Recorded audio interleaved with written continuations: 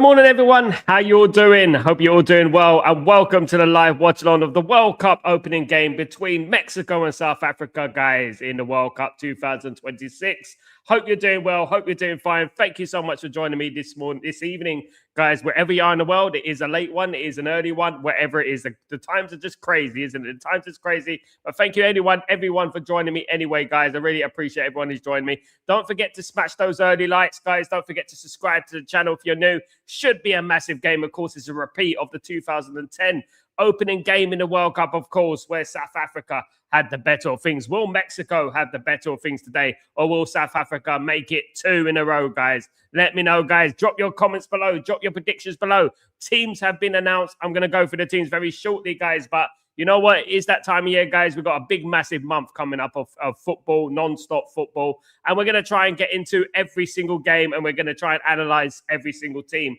of course. And we're also going to be doing a little bit of scouting work as well. Of course, it's Man United as well we're thinking about. You know, there are some players in this tournament that we might look at and think, oh, he's not too bad. You know what I mean? And then we might get a bargain price for one of those players, of course, guys. So that is also very important as well, guys. But very excited for this one. It's a massive game in the Azteca Stadium, one of the most famous stadiums in the world. When you think about a football stadium, you think about the Azteca Stadium, don't you? It's Maradona Hand of God Stadium, of course, guys. That's where it happened. Of course, we've got Maradona behind me. He did punch one in the back of the net against England in the Azteca Stadium in 1986, of course. And here we are, guys, back in the Azteca Stadium, but this time for Mexico and South Africa, guys. Should be a good game. Should be an absolute cracker, guys. The ceremony's going on, all good and everything. And yeah, everyone's enjoying it. And hopefully the football wins today. That's the most important thing, is that the football wins and the football prevails. That's what's most important, guys. Football prevails at the end of the day. And guys, let me just go through the lineups, guys. And let me just have I'll explain the lineups and stuff, and I'll explain the teams as well, guys, if you don't mind. I'm going to go through the lineups, of course. Let me just firstly talk about the Mexican side, guys. So the Mexican side, they're playing like a 4-1-4-1 type formation. So when we look at the Mexico side, we have Rangel in goal, guys. He's Rangel. He plays for Chivas, of course, in I believe it's Chile, is it? Chile, Mexico, of course. We got the 23 left back is Jesus Gallardo. He plays for Toluca in Mexico, guys. We got Vasquez, Johan Vasquez. He plays for Genoa in Italy. We've got Montes, the centre back. He plays for Lokomotiv Moscow, in Russia. Cesar Montes. We've got Reyes, the number 15, Israel Reyes. He plays for CF America, guys, in South America. We got number 6, Eric Lira. Cruzanzal, guys, I believe. Cruzanzal he plays for. Guys, Cruzanzal, of course. Massive club in South America, of course, guys, in Mexico. One of the big clubs in Mexico is Cruzanzal, of course, guys. So that's Eric Lira. He's a CDM today, guys. Then we go into the midfield. We've got the right sort of right wing back covering with Reyes on is Alvarado, guys. But Roberto Alvarado plays for Chivas, guys, in Mexico as well. So he's there. He's the right midfielder, so to speak. The centre midfielder, we got Gutierrez. Gutierrez plays for Chivas. This team is dominated by Chivas. Obviously, Chivas are the main team in Mexico, of course. This is why they've got so many attackers. He's attacker, really, but playing in midfield today, only 22 years old. Guys, we are on a scouting mission. So Chivas, obviously, Brian Gutierrez is one of the players that we're looking at the moment. So I'm going to be looking at him, keeping a close eye on him as well. We've got Fidalgo, the number 8 guy, Raul Batiste, guys. Alvaro Fidalgo, Raul Batiste, 29-year-old attacking midfielder. And then we got the left midfielder, of course, which is Quinones. Quinones plays for Alcácer. Al-Qadsia, of course, are the team in Saudi Arabia, guys. Not the best season for Al-Qadsia. They didn't do too badly, but not the best season for them. That's Julian Quinones, guys. Now we're moving on to the two up front. We have the number 9, which is Lyle Foster. I'm going on to that. We have the number 9, which is Jimenez, of course, Raul Jimenez of Wolverhampton Wanderers in England, in Birmingham, guys. The 35-year-old striker. We all know about Raul Jimenez, of course, guys, and he will be the goalkeeper, the striker today for Mexico. Of course, now moving on to South Africa. Firstly, we got the goalkeeper. We got Rowan Williams, guys. He plays for Sundowns FC. Of course, that is in South Africa, one of the big teams in South Africa, of course. We've got the right back. They're playing a 3-5-2 kind of thing. Like I did do a lot of watchalongs for South Africa during the AFCON, of course, if you remember. They do play 3 at the back. So they got Nkosinathi Sibisi. He plays for Orlando Pirates in South Africa. Guy's a 30-year-old defender. We've got Ocon, Ime Ocon. He plays for Hannover 96 in Germany. He's a centre back. He's one of the 3 centre backs. And we got Mkezeli Mbokazi, Chicago Fire, of course, of America.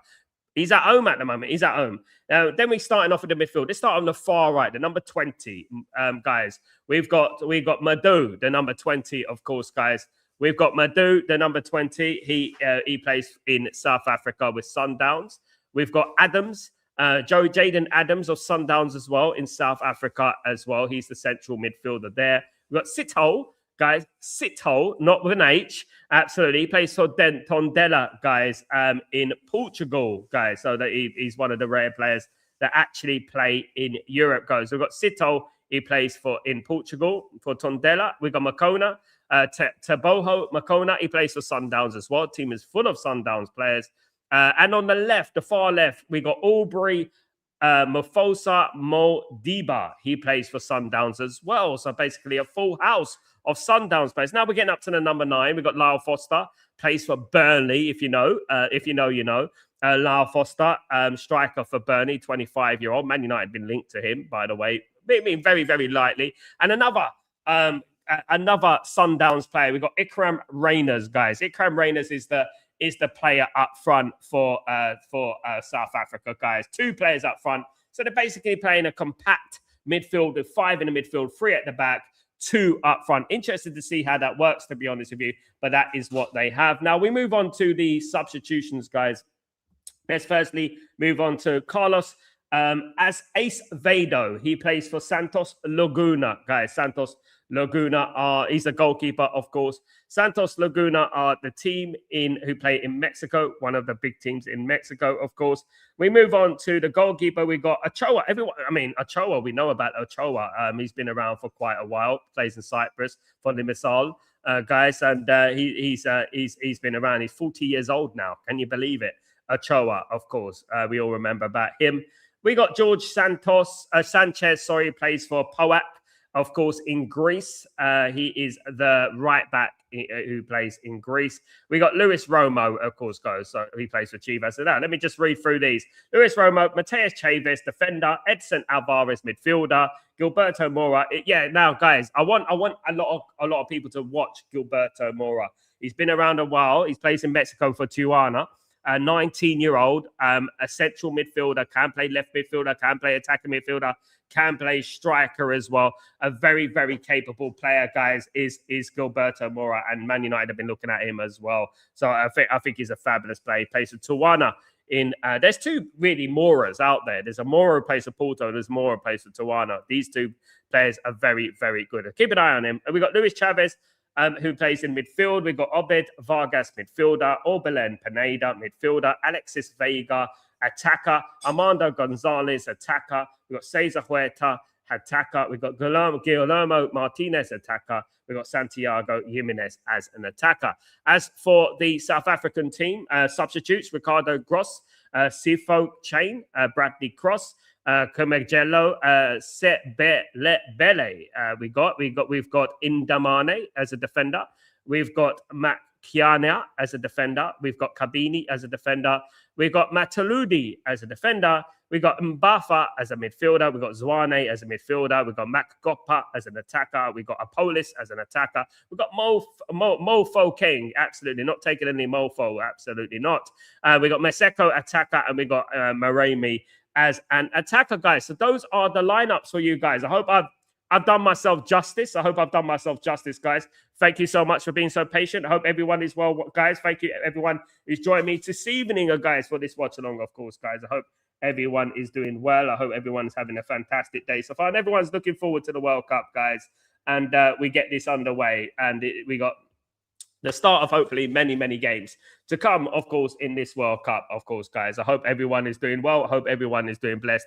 Absolutely. Let me just say hello to the streamers. Of course, big up Bobby, big up Irfan. How you doing, my friend? Hope you're doing well. Big up Kieran. Hope you're doing well. Good to see you, of course. Big up Marky Mark. How you doing, my friend? Hope you're doing well. Hello, Solo community. How are you? Very good to see you. Excited for the start of the World Cup. Big up Sound. Keep up the great work. Thank you so much, my friend. Hope you're doing well. Good to see you.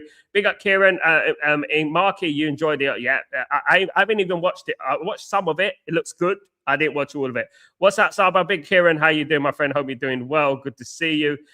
Kieran, big up Sal. Who you feel winning this? Can I be honest with you? I don't want to be out of order, but I'm going to say a 2-2 draw. That's what I'm going to go with. Look, I'm not going to sacrifice myself here and put myself in the deep end. I'm going to say it's going to be a 2-2 draw for me. I'm going for 2. I'm saying that as well. Bloody hell. There you go, Kieran. There you go. Great minds think alike. Mexico did lose against South Africa not so long ago in a friendly. Yeah, this is different though. This is the Azteca Stadium, isn't it? This is a World Cup game. This is completely different, isn't it? You know what I mean? Kieran, now I'm going to love to hear Sal pronounce all these South African. I think I did myself justice, to be honest with you. I think I need a prize. No practice, by the way. I think I need a prize. Look, listen, I tried my best, and that's all I could do at the end of the day. Thank you. Bobby, Mexico win for me, Bobby. There you go. It's going to be a tough game for South Africa, but it's going to be a tough game for Mexico. So it's going to be a tough game for sure, definitely. South Africa will win by 1. Absolutely, guys. Devereux are from Durban. My belated father's family is from Durban. Big up, fan. Hope you're doing well, my friend. Hope everything is getting good with you. Smash the lights, guys. Absolutely. Absolutely. Let as in a seller. I mean, we're not going to even go there, guys. Absolutely. Beachfront's Pirates Hotel used by Happy Hunting Ground plenty years ago. Big up. Kieran, believe it or not, no, I'm getting involved in your conversation. Sal, bro, you have an amazing energy. Thank you so much, Earth. And I try my best, man. I try my best. It is late here, by the way. It's 11:15 at night. These watch-alongs are going to be crazy. Some of the times that there is, like, basically the next game for me is 6 a.m. That's the next game. That is the next game that comes on after this one. And then after that, it's 8 a.m. And then I've got to do Breaking Dawn. Let's not forget that. And then, obviously, I'm lucky after Breaking Dawn, there's not another game until the evening. So I'm lucky there. But there is quite a big thing. Did very well, Sal. My name. How much would you get me, guys? Come on, guys. Let's get the lights up. Let's get the people tuning in, guys. How would you rate my name pronunciations? I should be used to this. I did the AFCON and stuff, so I should be used to it and stuff. 10 out of 10. 10, not a 10 out of 10. 10 likes. I definitely didn't get a 10 out of 10 for that. Absolutely, guys. But thank you, everyone who's joining me today. We're waiting for the kickoff of the game, guys. Should be a cracker. Of course, the packed Azteca Stadium in Mexico, of course, home of the World Cup of 1986. If those who remember, the great goal for Maradona, the hand of God, guys, and that's where it all happened. If you know, you know, of course. So many, many years ago, guys. I didn't watch the 1986 World Cup, but I started watching football. I was too young. I started watching football around. I remember it sporadically. I remember little moments here and there. But 1990 was when I started really watching the World Cup. When I was younger, that was the first time. Then 1994, England missed out, of course, and that was in the USA.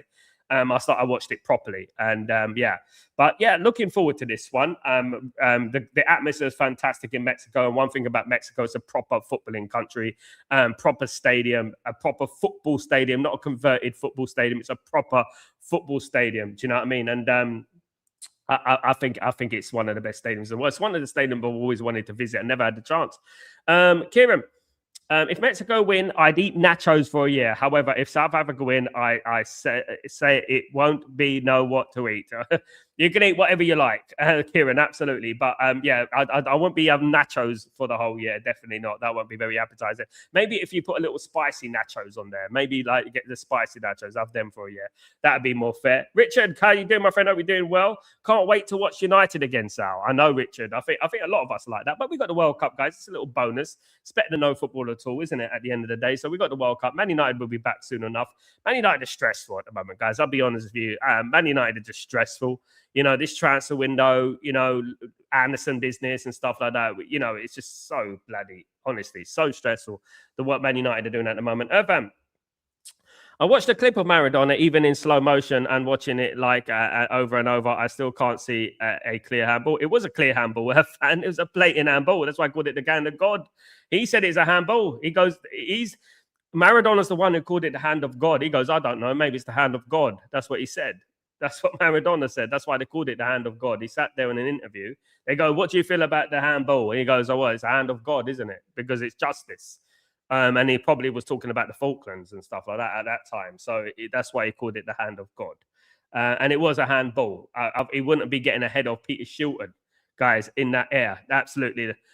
He wouldn't be getting ahead of Peter Shilton, who's 6 foot odd, and Maradona was about 5'5". He wouldn't out jump Peter Shilton and head it into the back of the net. He handballed it. It was a hand of God. And it was cheating. It was cheating. And of course, yeah. And yeah, whatever you do, you do. But it's nothing new to Argentinians, of course. They do that thing, isn't it? They do that a lot. But yeah, it became the hand of God, of course. Kieran, Sal, can you imagine South African player 42 million and United wants him? Can you imagine a South African player at 42 million and United wants him? I can remember a few very good ones. I mean, Quinton Fortune. I met Quinton Fortune when he played for Man United many years ago. I met him, of course. When I think about South African players, there was Fish, who played in goal, played in defense. I think he was very good. 40 million though, I don't know. There wasn't many players that I would look at and say, yeah, we thought Lucas Radebe maybe. I think if I say Lucas Radebe over the years, he probably was about 40 million back then. How do you think England would go? I think they'll go all the way, Richard. I think it'd be unexpected. I think remember these words. I think they're going to go all the way. Remember these words. You know what I mean? I think they will be. I think there's going to be a shock. It won't be expected, but I think they'll do it. I think this is one of the times where they least expect England to do anything, but I think they are going to do something here, of course. Maybe a drink Red Bull. Big up. Yeah, look, it's going to be difficult, but we're all on it, of course, guys. Hopefully, I've got everything set up. Of course, we're all ready for action, of course, guys. Absolutely. Yeah, it's still not set up yet. Big up everyone in the stream, guys. Don't forget to smash a like in the video, guys. Show your appreciation. Thank you so much. Yeah, lots of people are going to be doing these watch-alongs. Of course, the first watch-along of the tournament, of course. I expect England to go to the last 32. I think they will. Yes, they will. Lucas is in the most popular of all our exports, and McCarthy killed many United hearts in the Champions League for Jose when he beat us at home. Yeah, I mean, they lost 2-1, didn't they, Man United? Was it 2-1? And then we lost. That's what built Jose Mourinho, wasn't it? And then obviously we drew 1-1 at home. We were going to go through, but obviously Tim Howard had other words for that. Benedict McCarthy was a good player. Didn't he play for Atletico Madrid, didn't he? Something like that. And yeah, he was a good player back in the day. I think he's probably your best striker, I think, ever. When he played in Spain, he was very good, I think. Obviously went on to Porto. I think Man United were robbed in that game, though. In two games. Obviously, Paul Scholes was on side. 2 yards on side, if people watch the game, guys. And obviously, the game in Porto as well. And it was a game that Man United should have won, and it was decisions that went against. Anyway, we're taking it back. World Cup first game. Let's see some good class football. Let's hope so, mate. Good evening, Sal. Good evening, Ephraim. Hope you're doing well. Good to see you. Lucas Radebe played for Spurs. He played for Leeds United, Kieran. Leeds United, Spurs. I don't know if he played for Spurs late in his career, but he played for Leeds United, Lucas Radebe, Kieran. You should know that. You're South African. Lucas Radebe was a Leeds United legend, and he played for them for many years. You know what I mean? Absolutely. There you go, fan Leeds. He played for them for many years. Was a good one. Bear me a second, guys.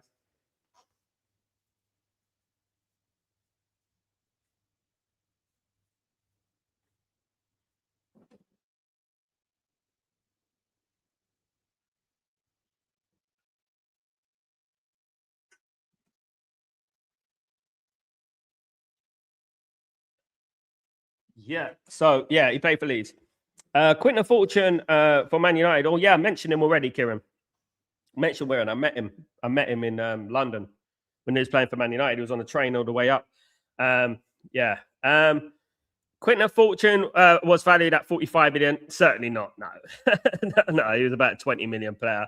even at that time, I think he was just a bit part player, good player, but a bit part player, squad player, nothing more, nothing less. It was definitely not a great player, but he contributed. He contributed to our team, and that's it. He contributed to our squad. Was a decent player, but nothing to write home about. I think is these days he'd probably go for about 30. He'd probably go for the price of Edison, something like that. Probably that, something like that, in my opinion. Absolutely. See if I can get this on. Let's see if the game is working.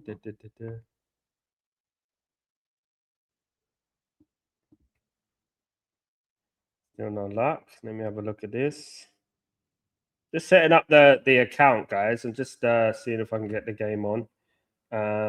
Obviously, that would help. Still no luck. Yeah, I should have organized myself yesterday. Never mind. Yeah, it will come on. So yeah, look, yeah, I mean Quinton Fortune, yeah, he was a decent player. Do you remember Roy Regularly? Yes, I do. Sal, who played for QBR, he was also a South African. Yeah, I remember Roy Regularly. He used to play for Coventry City as well. I think he did. Roy Regularly, didn't he have American ancestors or something like that? That's taking it back though. That's the 90s, guys. Yeah, he was a good player at QPR. I remember him very well, guys. It's a long time ago. That's taking it way, way, way, way, way, way back. He also played for Chelsea in his early days. If you know, you know. He also played for Chelsea in his early days. Blackburn. Yeah, he played for Coventry, of course, very regularly. Yeah, he played for America, not South Africa. He played for America. He had actually over 40 caps for America. That's where I got to know him. I remember I got to know who he was because I remember watching England against USA at Wembley back in 1994. I went to the game and I remember Roy Wegley distinctively was playing in that game very, very long time ago, guys. Absolutely. Bruce Gobbler, Liverpool, former keeper, South African born. No, he was Zimbabwean. He's from Zimbabwe. Yes, American and South Africa. Yeah, South African parents. Yeah, well, that's where his name came from, fan. Yeah, and it ended up playing for America, as you do. Yeah, Bruce Gobbler was for Zimbabwe, of course. We all know. We all know about Zoot. Absolutely. Let me just see this.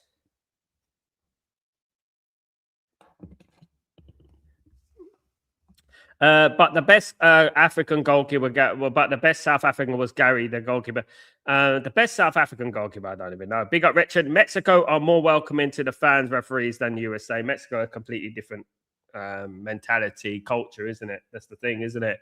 That's what you have to say. They're completely different. They're from a different world, completely from America. You know what I mean? They come from a different sort of angle from America. So they're definitely going to, culturally, they're better, isn't it? So they're going to treat everyone better than America would treat, everyone. Of course, there's been people not been given visas, you know what I mean? And they've been sent home. There's been people who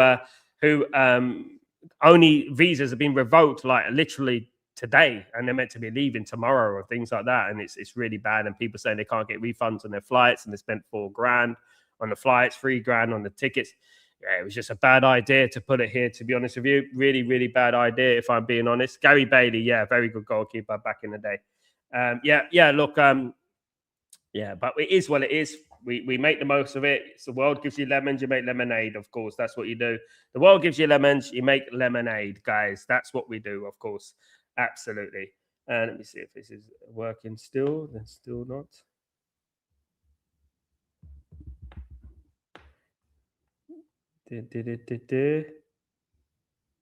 So the group for this one, obviously, we got Mexico in this group with South Africa, Korea, and Czech Republic. So Korea, guys, is my prediction for them to win the group. I think South Korea will win the group. The Korea Republic, I think they're very good, guys, very underrated. I think they're going to end up winning the group. And I actually think it's going to be a tough one for the next three. I really do. You're going to see South Korea. South Korea, a very good team. So you're going to see that, of course, guys. Absolutely. Absolutely. Let me see if I can get this on anyway. Da, da, da, da, da.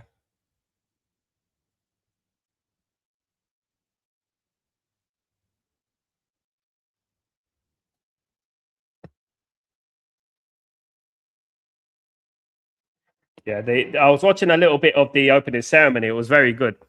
Absolutely. Gary Bailey was a fun goalkeeper to watch. Yeah, yeah, back in the day. It was very good, guys. Um if you watch the Iranian, did you see the Iranian national team entrance at the Azteca Stadium for the not the Mexican team, but the Mexican like they do like a little thing for every single team from different nations. And the you see the did you see the Iran team? Anyway, I better not say anything. It was funny, guys. Yeah, it's a very good cultural ceremony anyway, guys. But thank you everyone who's joining me, guys. Thank you everyone. Hope you're all doing well. Hope everyone's doing blessed today, guys. Hope everyone's having a fantastic evening, ready for the World Cup. I'm getting myself prepared. Just bear with me a second, guys. There are a lot of games to come. Obviously, going to be a lot of work. Let me just see.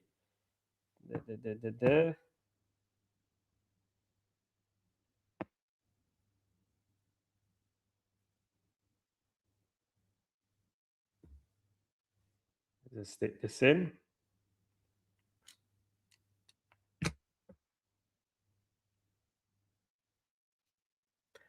Big up everyone. Don't forget to smash a like, guys, on the stream. I'm just putting these in, guys, because I have to listen to something. I have to listen to it as well. While you with Iran, Sal, are they playing their game in the US? Read there was an altercation in regards to those two countries. No, they have to stay in Mexico, and they have to basically go to USA, play the game, and go home straight afterwards, which is very difficult to do. Of course, if you're staying in Mexico and you have to play in Chicago or Seattle, where they have to play, which is in the north, it's very difficult to get down to Mexico. Basically, they're trying to push them out the tournament. Basically, that's what they're trying to do. That's what they're trying to do. But you know, with life anyway, adversity to the stars for some people, isn't it? Some people you can use adversity. You can get someone gives you lemons, you make lemonade, isn't it? Sometimes it's the adversity that pushes you on, isn't it? And sometimes that's what what probably will happen. You know, Iran have always been a good team. I mean, they played England last World Cup in Qatar. England won 6-2. I remember. But they did play the USA in 1998, if we remember that, in France 98, and you remember that there was a lot of friction back then. You know, way back then, and yeah, it's not stopped for many years, guys. It's never going to stop, is it? At the end of the day, guys, it never will. But we're getting ready for the game, guys. We're getting ready for the match, waiting for the kickoff to happen. It's literally in a couple of minutes, guys. We got the kickoff underway coming very soon, guys, of course. And let me just do this.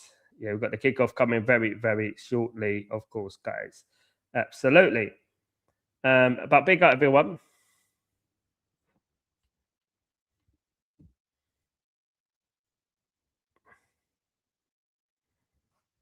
Big up Irfan. Irfan, this must be the worst start to a World Cup tournament. It's sad. It is sad. It is sad. It shouldn't have been there. That's it. Give it to Mexico and Canada, but that's it. Never. It shouldn't have been there, and it's as simple as that. You know what's going on right now is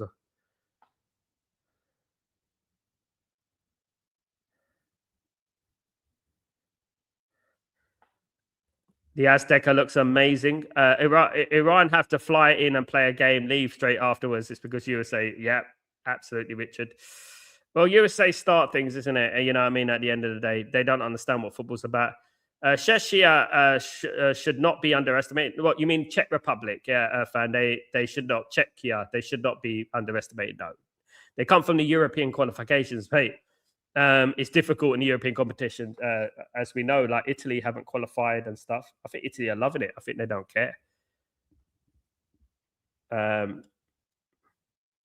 Yeah, the Azteca Stadium has got a lot of nostalgia, hasn't it? When you think about it, you watch it and you think that's a proper stadium, isn't it?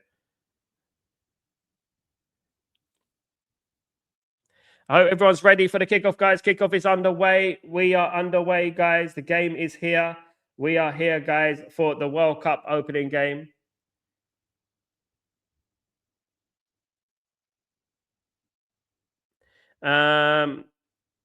Is it good opening tournament ceremony? What do you think? I only saw bits of it. I'm gonna rewatch it tomorrow probably when I get some time. But I've only watched bits of it. I've been in such a rush today. I haven't even had the time to watch the opening ceremony.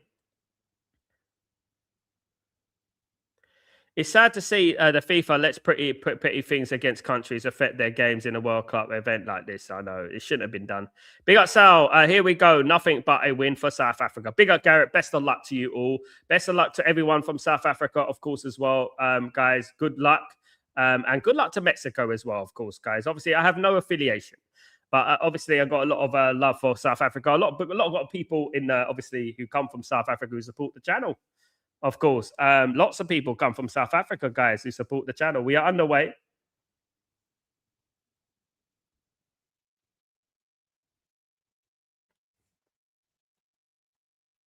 So here we go.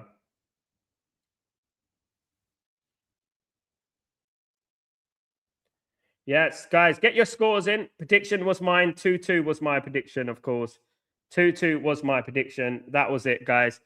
Good luck to both teams. Absolutely better. Absolutely. God, I hate watching the World Cup games on ITV. Too many adverts. I mean, did you see their backdrop though? It's very nice, isn't it? The backdrop for their coverage is very nice. I mean, they're obviously getting some money from somewhere. It is a very nice backdrop, guys. It really is. But yeah, ready for it to go, guys. Ready and ready for the game. Of course, the game is underway. Of course. Here we go. Here we go.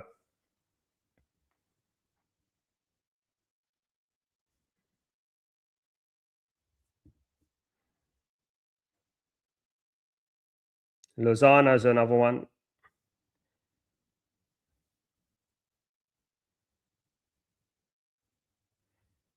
Mora is 19 years old. He's on the bench. I'm disappointed not to see Mora today.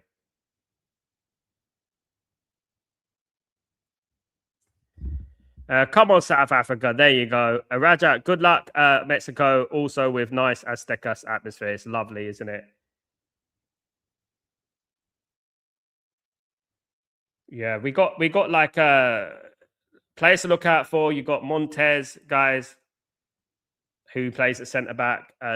Richard, 1-1. You're saying 1-1. I'm going for 2-2 today.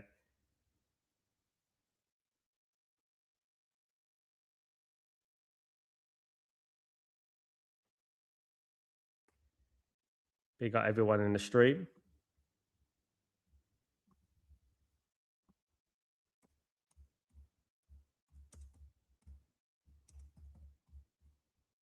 Yeah, guys, don't forget to smash a like on the video if you could do that for me, guys. Let's see if we can get up to 50 likes.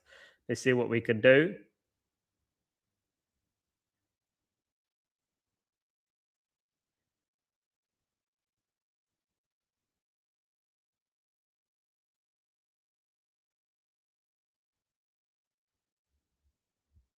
Sorry, guys, my finger started. It hasn't started yet. The game is not underway.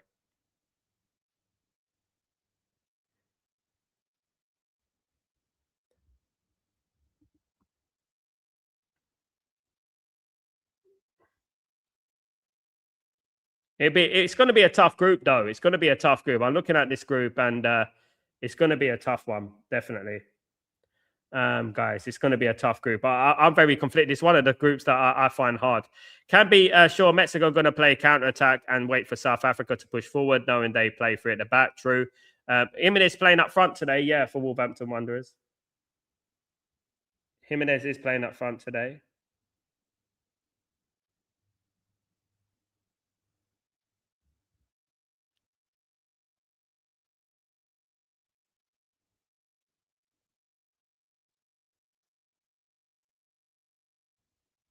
One for you. I think a lot of people are saying a draw today.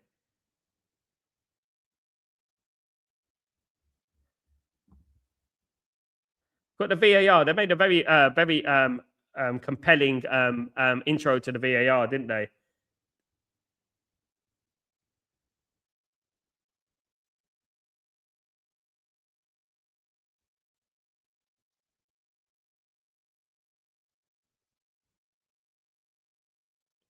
Let's go, guys. Let's go. Let's go. Let us know where you're watching from, guys. Let me know where you're smashing. I did say 2-2. Main recognizable Mexican footballer that started, but no, but why? No, Edison Alvarez on the team. I know. Edison Alvarez, of course. They ain't got many. 1-1 or it'll be 2-2, says Rajat. Absolute. Sal, guess just you and I got 4-goal thrill. I said 2-2 as well, Kieran. I said that earlier. Yeah, I'm going for a 2-2 today. I'm going for a 2-2 today. Yeah. Let me just say a massive shout out to the South African community, of course. Massive South African community in Stretford Post, of course, guys. And very, very potent with football, especially with the Premier League. Very, very huge, of course. Big up my friend Richard from Cornwall as well. Big up. Yeah.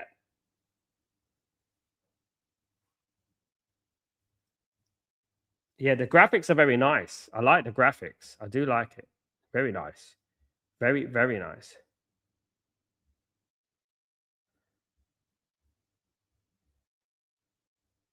Let's go, guys.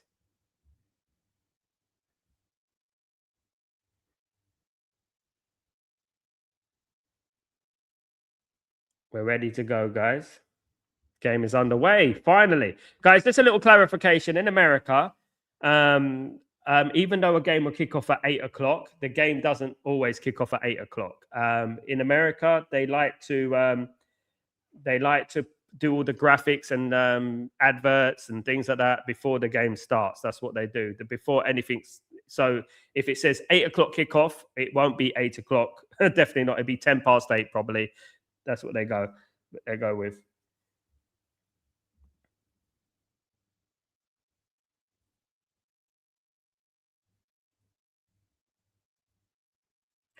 Let's go, guys.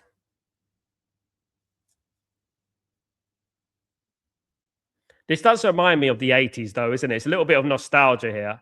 Mexico kicked off the game, by the way. Bafana, all in yellow today.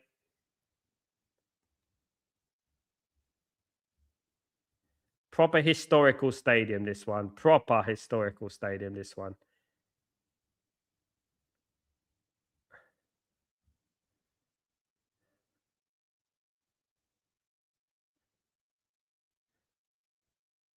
Yeah, don't you think the World Cup final should have been at the Azteca? I really do. Kieran, as a South African, it's a pleasure being here supporting you live. So thank you so much, Kieran. You're a legend. Thank you so much. We got 1 minute on in the game, guys.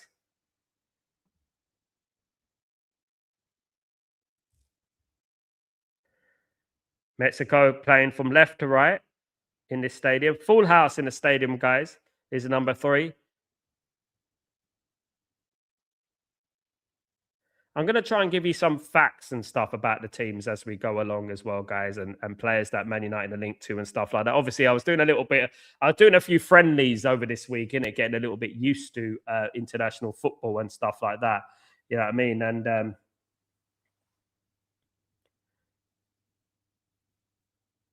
an early free kick for Mexico.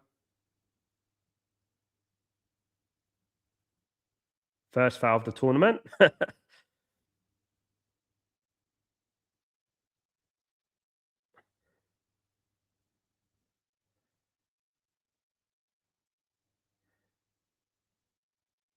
Can you believe that Mexico have hosted the World Cup 3 times, yet England have hosted the World Cup once?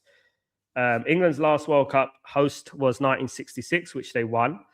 And imagine inventing the sport and having like and hosting the tournament once. It's like America hosting the Super Bowl once.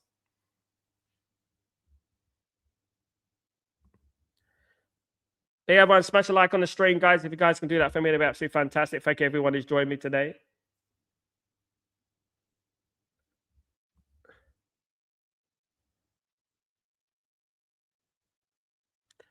Mexico could be a dark horse, though, isn't it? Mexico, of course, are playing at home. So whenever teams are playing at home, you know.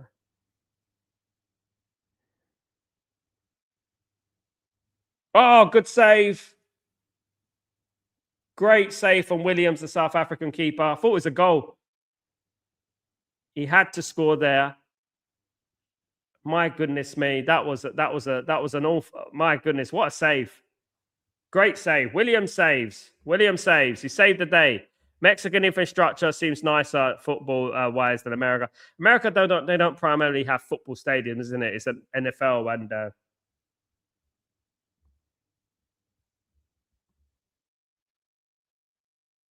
what a save. A little bit of a nervous start, I would say, from South Africa here. South Africa to break away though. It's a frantic start. He's offside.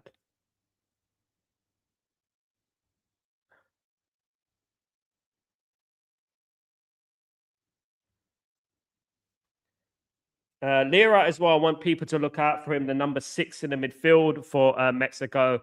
He's one to look out for, in my opinion. Very, very capable player. Especially we're going to be on the lookout for number 6s as well.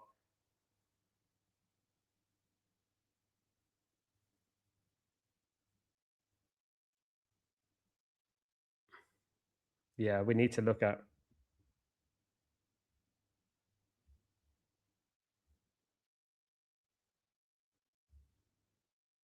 Yeah, he's a leader, that one. He's a leader.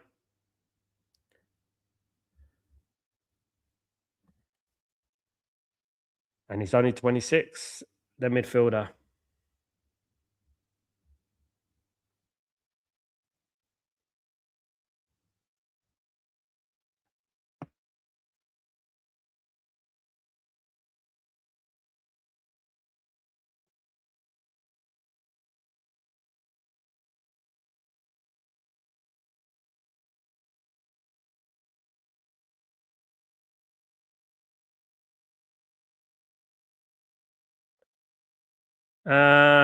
Williams a very good goalkeeper, absolutely. Kieran, I know, Sal, I know it's just the first game, but which country would you say is the underdogs to do well? I think there's a few, to be honest, Kieran. I think obviously I'm going to look at Japan, Norway, Mexico. It depends what you class as a underdog, isn't it? I would say there's going to be a few there that might do well. I think Mexico, yeah, Norway. I think Scotland might have a shout. They might do a little bit well this time. I think absolutely, definitely Japan, definitely. But obviously, you can say Mexico as well because obviously Mexico at home. Sal, I'm a South African, but would love Portugal to win the title just to shut up the Ronaldo haters. Yeah, it would be good, wouldn't it? I mean, if Ronaldo wins the tournament, then he's the undisputed GOAT. No one could say anything anymore, and that's it. And that would shut down that argument completely, wouldn't it? Richard, England need to find a spot in the starting 11 for Mainu. So, yeah, he's playing though. He played yesterday, the other day before yesterday, didn't he? Heather, what's going on? Bafana from a big up, my friend, South Africa living in Ireland. Good to see you here, my friend. Good to see you, of course. Rajat, good players good players South Africa have, but as a team overall, they're not so amazing. They did impress me during a couple of friendlies I've been watching, and in the AFCON. Very they got a good defense. They're very solid, in my opinion. They're very solid, I would say. Yeah, they did impress me more or less.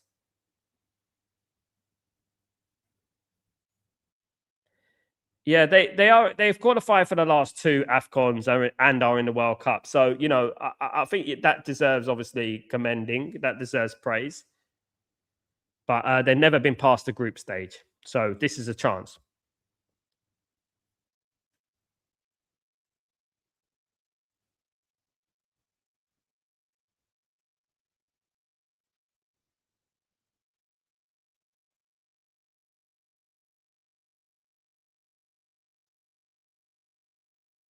Mexico have scored, guys. Mexico won. Mexico have scored. Quinones. It's a goal for Mexico, guys. 1-0 in the first 10 minutes. The first goal of the World Cup, guys. First goal in the Azteca. 1-0. Quinones with the goal, guys. 1-0 to Mexico. Fantastic start for Mexico here. Fantastic start to the World Cup. Fantastic start here. Magnificent start. My goodness me. What a start. Now they've got all to do. My 2-2 is on the cards, guys. Richard, if Portugal win the World Cup, Bruno needs to be in the Ballon d'Or. Yes. Of course he does. Bad defending, Garrett, yes. And I was just talking about the defense just now. I was praising South Africa's defense as well, Garrett. I'm surprised. You know, yeah, it was a nutmeg, wasn't it? It was a nutmeg. You know what I mean?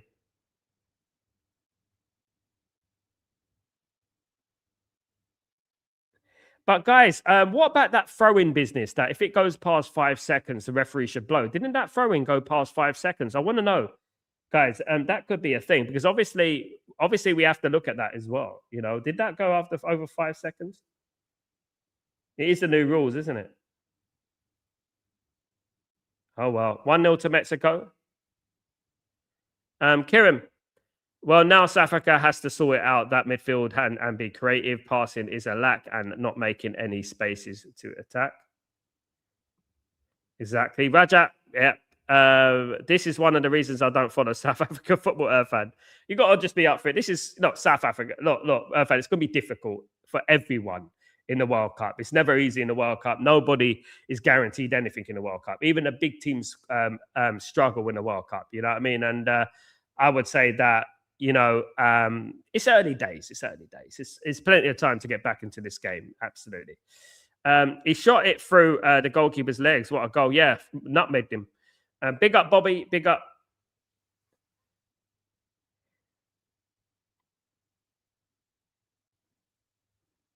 Yeah, Quinones is the one that scored, guys. It's 1-0 to Mexico. 1-0 to Mexico in the Azteca Stadium, guys, in front of 80,000 odd people. 90,000 odd people, 80 odd thousand people. Great start to the World Cup, of course. Yeah. I'm still going for 2-2, though.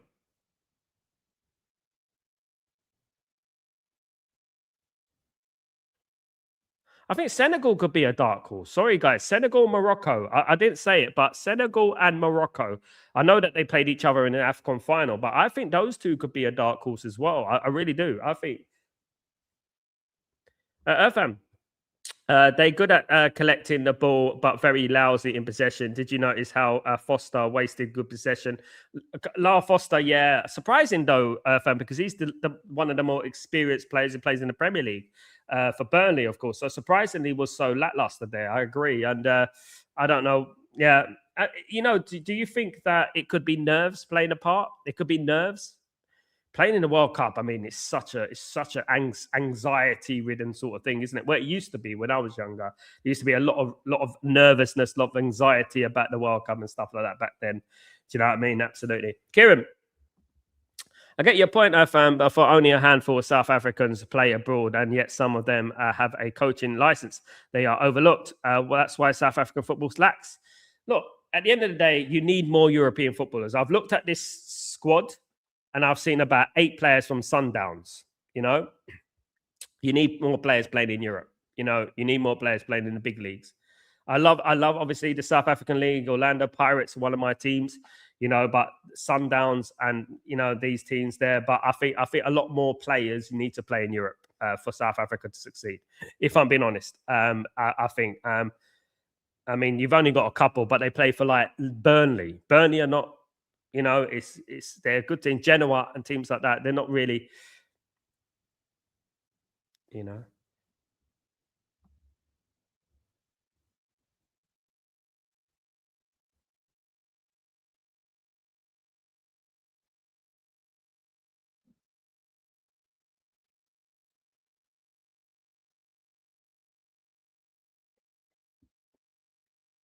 Yeah, they got, but they got. I think they had more back when I was growing up. They had more players who played abroad than now.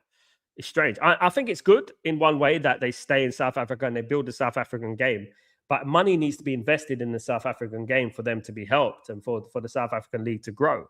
You know what I mean? That's what that needs to happen. You know, I know a couple of people who play for a team called Hearts of Oak in Ghana, and you know there's a couple they love the team, they love the league, but they don't develop. They have to go to Europe and they have to develop. Do you know what I mean? And this is what happens. You know, yeah.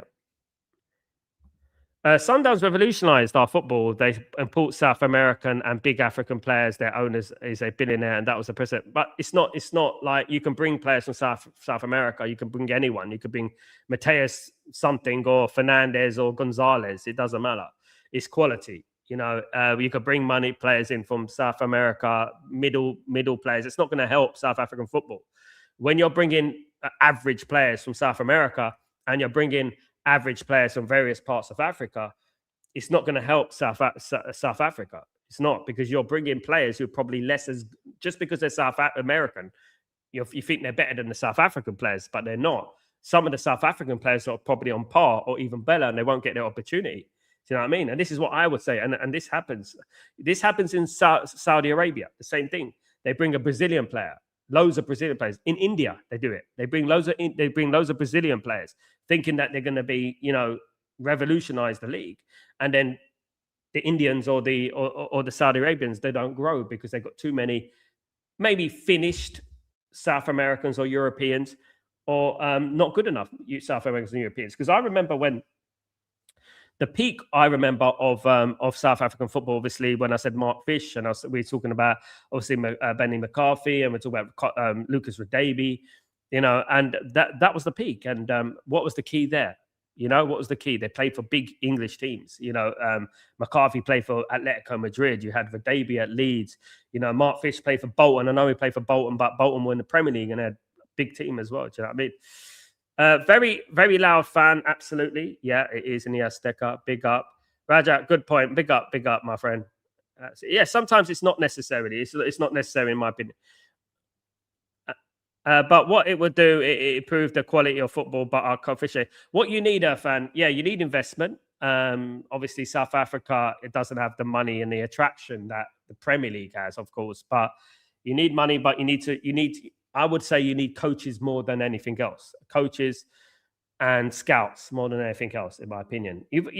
Look, Irfan. South Africa are a pit, an animal when it comes to sport. You're not new to sport. You know, cricket, rugby, you're athletics. You're the best. Some of the best players in the world. Rugby team's been the best for years. You know what I mean? You know what sport is. You know what sport is. You don't need me to tell you how sport is. It's just football is one of them sports, isn't it? It's a bit like football is so competitive, and it's just like, you know, if you think about the Indian subcontinent, you think about Pakistan, you think about these countries who can't even get close. So to even be in the World Cup is a very, very good achievement. Do you know what I mean? I would say. And look, it's not over this game. Mexico's a very difficult game. Any team in Europe can lose to Mexico in the Azteca. It's a difficult group, I would say. Any team in Europe, England can lose to Mexico. You know, it can happen in the Azteca. It's a tough one, you know. Large up, Mandem. How you doing, my friend? I'll be doing well. Good to see you. Large up, Sal in the chat each and every time. Hope everyone is well. Good to see you, my friend Mandem. Of course, Lucas Radebe, our captain, played for Leeds back in the day. Yeah, Leeds United back in the day. Yes, he did. He played for Leeds United.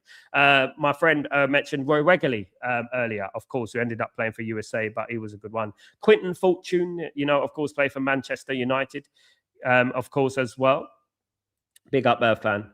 Underwater fish films. Finally, big up, but good to see you again. Finding the pace we've been waiting for. Fuck the friendlies, time for the real deal. Yeah, the friendlies were getting a bit repetitive, weren't they? There was no competitiveness in the friendlies. It was a bit like an audition and a bit like a fitness thing, wasn't it? So 1-0 here in the Azteca to Mexico, thanks to Quinones. So Quinones, who is the goal scorer for Mexico, guys, he's the winger playing on the left. He plays in Saudi Arabia with Al Qadsiya. He plays for. He's a 29-year-old. So he's one of the more experienced players in the team in regards to the Mexican team. But I am looking at. There's a few players I'm looking at here. I'm looking at the central defensive midfielder Lira. I think he's very good and very respected. He plays for Cruz Anzal. guys, there is another player there called in the midfield called Gutierrez, the 22-year-old who plays for Kivas, attacking midfielder. I'm looking at him as well. Obviously, there's South Africa as well, guys. I mean, Sithole hasn't had a good start, but I like Sithole. I've watched him in the AFCON. I think he was good. He's only 27, a good central midfielder, but he hasn't had a good start to the game so far, you know. But I think defensively, usually, is what I look at South Africa. I look at Imi Ocon, who plays for Hannover 96 in Germany. He's a good player. He's a good player. And, you know, but obviously, these players are under enormous pressure when it comes to the opening game of the World Cup. It's very, very difficult. Do you know what I mean? Raja, do South Africa need to pour money into improving football? Yeah, Raja, I think so. They pour money. Look, South Africa have proven that whatever they put their mind in, whether it's politics, sport, whatever, they do well at it. And that's what they do. And I know the rugby team very well. I know the cricket team very well. I mean, I know the athletics as well. You know, they're very, very good. And especially rugby. I mean, they've been dominant force in rugby for a very, very long time. And cricket, to be honest, won the World Cup a couple of times as well. So you can't be good at everything, you know. You can't be good at everything. They've been world champions more than England in cricket and obviously rugby and things like that, which are main sports, of course. Where did the match go? Big up, Michelle. How you doing, my friend? Hope you're doing well. Neat first goal to Tunnel to Tunny. The goal could be, yeah, it was a neat one. I thought I could have done a bit better, but yeah. Mbuzela was the South African who played for Spurs. Almost forgot. Yeah, that's it. Mabuzela. Yeah, I remember. Big up fan. Dan, already 18 minutes gone. Yep. Mandem, I got introduced to South African football while I was there on holiday a while back. The first game I saw was Orlando Pirates versus Kaizer Chiefs. Two are very, very famous teams. Very, very famous teams, of course. Kieran, South Africa needs more exposure to European football to be more competitive, to be honest. They really have some good players. However, they really lack the most departments. I think, look, can I just say something about football in general? Football has regressed all around the world. All around the world, football has regressed, and there's not as many pool of talent as there used to be in the past, because obviously social media, internet and stuff have put pay to that. And talent is not coming out as much as it used to. You know what I mean?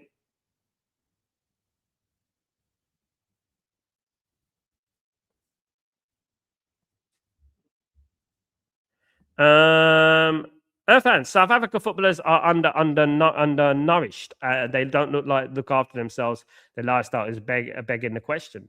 What do you think in a party sort of way? What do you mean in a diet sort of way, or what do you mean, Fan? Like just in general, or was it like a party or a dietary sort of way?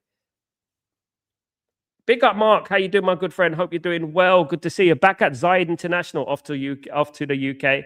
Wedding number 2. Mark, stop running away. Good to see you. I'm off to Italy very soon again. In literally 3 weeks or something like that. Hopefully, God willing. You know, but safe flight, safe journey, Mark. Of course. Wait, there may be South African on Burnley FC. Wait, they may be South African on Burnley FC. Yeah. The striker, mate. The striker, Lyle Foster.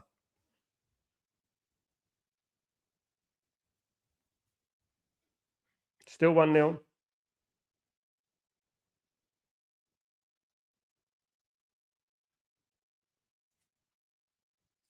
Free kick here. Free kick. Just want to see what's happened with this free kick.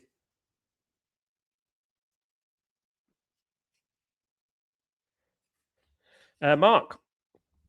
Bro, the transfer fees for all these players are mad now. The waters have been muddied. Who's evaluating these players? Andre Anderson? He's worth it, Mark. I would say that. You pay. Look, what people don't seem to understand, Mark, is that 125 million is the 60 million of 10 years ago. That's what they don't understand. We didn't make the rules. If you want quality, you're going to have to pay for quality. Arsenal spent 100 million on Declan Rice 5 years ago.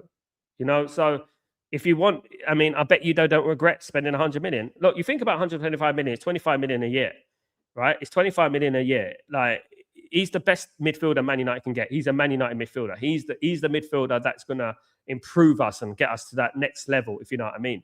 Do you know what I mean? But if he goes, why do Man City want him? And Man City are not team to spend 100 million on one player, by the way. They see his talent, so they're spending on it. You know, they're gonna. Why are we worried about what we spent? I don't understand. Like we've got now an influx of part-time financial experts who are worried about what Man United spend. I have no care in the world about what Man United spend. Just get the players in. That's it. And that's all I care about, because I know that Anderson's a very good player. I think he's worth it. I think he's a little bit overpriced, but that's life. That's life. He's going to be wanted by another team, you know. Obviously, you have your limit, of course. But I think 125 million, you know, just buy it, just put the money down. That's what I would say. You know what I mean? Kieran, I'd agree with Irfan. They don't have the strict player profile once they leave the game. They knows what they eat, and South Africa ain't no light foods, trust me. So, have you ever tried a bunny chow? No, and it doesn't sound very appetizing. I love my bunnies, and it doesn't sound very. It doesn't have anything to do with rabbits, does it? Does it have anything to do with rabbits? Big up, Raja. Yeah. Diet, lifestyle, they love to party and behave like rappers. Okay. Their whole aim is just to make it on the field and play for the crowd. It is sad. I stopped following South African football many years ago. So basically, they act like semi-pro. That's what they do, you know.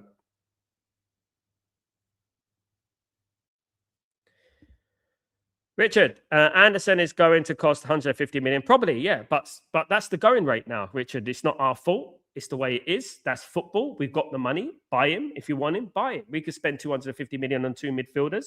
We could buy Anderson. We could buy Mateus Fernandes. We've got Kobe Mainoo and Edison. That's enough. You know, that's enough. Imagine having Anderson, Mateus Fernandes, Kobe Mainoo and Edison. Imagine having that. And then you spent 250 million on the midfield, which we know needs to be fixed. Number one, right? That needs to be fixed. Then we have another 200 odd million. We got 400, 500 million, guys, at least. And then we can go out and buy a right back, a left back. We could buy Lewis Hall. You know what I mean? And then you're looking at it and you're thinking you're not even spent 400 million net, you know, and this is what we're talking about, you know? Mandem, South African football does have good exposure. They actually have a decent coverage. It's just that majority of people prefer European football. Could be Mandem, could be, of course. Will it be based on how much that clubs are willing to pay and how much value they are worth? Yes, true. Will it be based on how much the clubs are willing to pay and how much the value they're worth, whatever the center club? You pay whatever they're worth. If they're worth a league title for Man United, I'm taking it all day long, mate. You know what I mean? I don't understand this fan base sometimes. You know, like, you know, it's like, mate, oh, we're not going to pay money, and they're actually celebrating that. They're actually celebrating the fact that we're not going to spend money on Anderson and we're going to let him go to our bitter rivals, Man City. That's what we're going to do, you know? And we were close to Man City last season. They're going to drift away. Imagine they got Tonali and Anderson. Because I want to ask someone this question, right? Anderson goes to Man City for 130 odd million, right? That indirectly, inadvertently, is going to increase the price of Tonali, Mateus Fernandes, Alex Scott. Teams are going to look at Anderson and think, let's put our prices up. Before you know it, Scott, Mateus Fernandes, all going to be valued at 100 million. So what? You're going to end up spending that much money anyway. So why didn't you just get him? You know what I mean? And that's what I would say about it. Probably have a, you know, City are cheats, Richard, yes. No, said it is like unsliced bread with curry inside. Oh, okay. It's not butter curry. It's not a butter curry, is it? Guys, no. 27 minutes gone, guys. Still 1-0 to Mexico. Early strike from Quinones in this World Cup, guys. So if he tries, I bet you never. I don't want to eat too many. If I taste it, I'll be addicted. I've got an addictive personality. I'll end up eating too much of it. That's what I'll do. I've got a sweet tooth as well. Raja, so it's kind of sort of like pasta with dough. Yeah. Doesn't sound healthy. Imagine this, Sal. Benny got fired as a coach, but then United called him up to join the coaching staff. To me, that is embarrassing. Our football is racist. It is nowhere near the professional rugby. Racist. It's weird. Benny McCarthy didn't last long at Man United, did he? He was seen as like a striker coach, wasn't he? He was seen as like a kind of striker coach.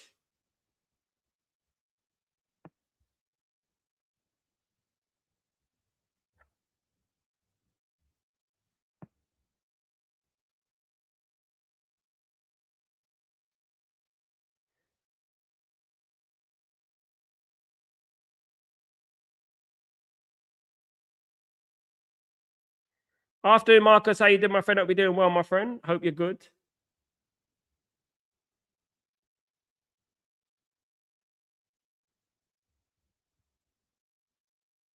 Remember this, guys, as well. Remember this stadium is in high altitude as well. You know, this could be a difficulty for the for the South African team as well. This is in high altitude. This team, this stadium.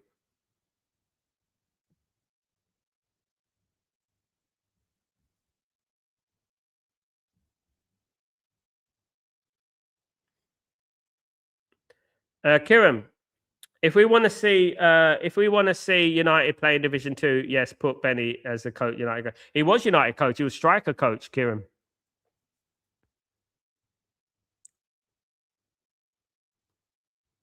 He is. He was the coach. He didn't last long.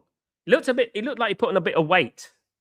Because when I knew Benny McCarthy when he was a player and he was skinny, very skinny player. He was actually very skinny. And then when I saw him go to Man United as a striker coach, he looked like he put a lot of timber on. He put a lot of weight on. You know what I mean? I'm like, wow, look at that. You know, definitely was that thing you were talking about. Definitely had a few of those. That's for sure. That's for sure. Big up, guys. This is a difficult group, though. I'm looking at South Africa, Mexico, Czech Republic, and South Korea. What a group, guys. That's a tough group, really. It's disappointing that South Africa in this group, but you got to get it. You got to get it.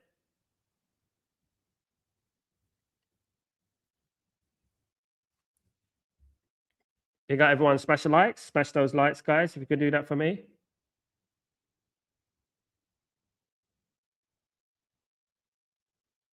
You got everyone. Bear me a second, guys. I'll be back.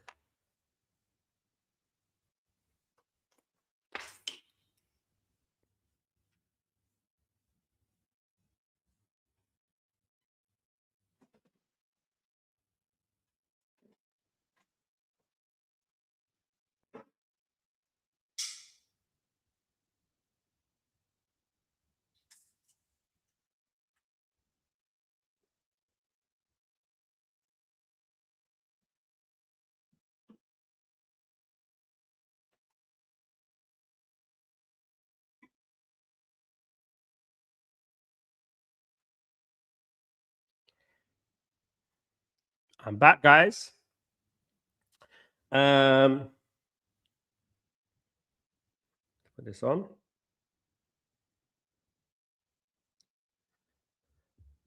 Raja, have you ever had Nando's? That's basically South Africa food.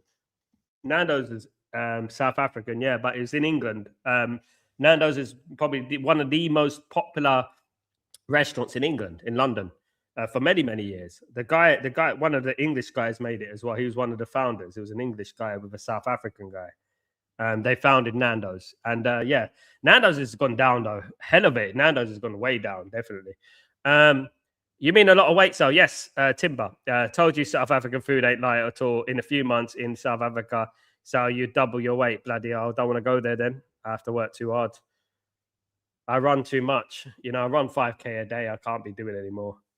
So hard. It's hard, honestly, because I do like food, and I know, like, you know what, like if I eat a chocolate or eat something like that, if I eat a cake, I'm like, you know what, I have to run that off. Yeah. Irfan, I can tell you stories of South Africa football style if you know Mark Williams. You heard about him. He was my understudy. Yeah, I do. I have. I only got the spotlight and called up to national team after I got my ACL form. Tom. That's a tough injury. That one, the ACL. Didn't Ruud van Nistelrooy tear his ACL? Was it Ruud van Nistelrooy tore his ACL? Wasn't it? Rajat, game pace isn't that great. They can play much quicker, but it looks like the heat is getting to them. It does. The altitude. The altitude is problem. I've noticed that the game has slowed down. You know what I mean? Nando's is a Portuguese concept. Yes, a Portuguese concept. But it's not Portuguese.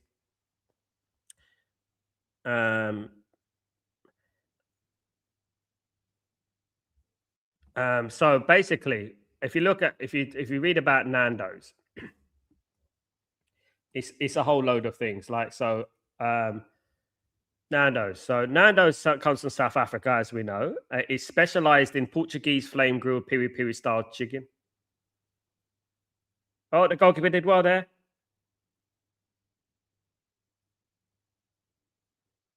The goalkeeper's done quite well so far, apart from the goal, obviously. I don't know if you can blame him.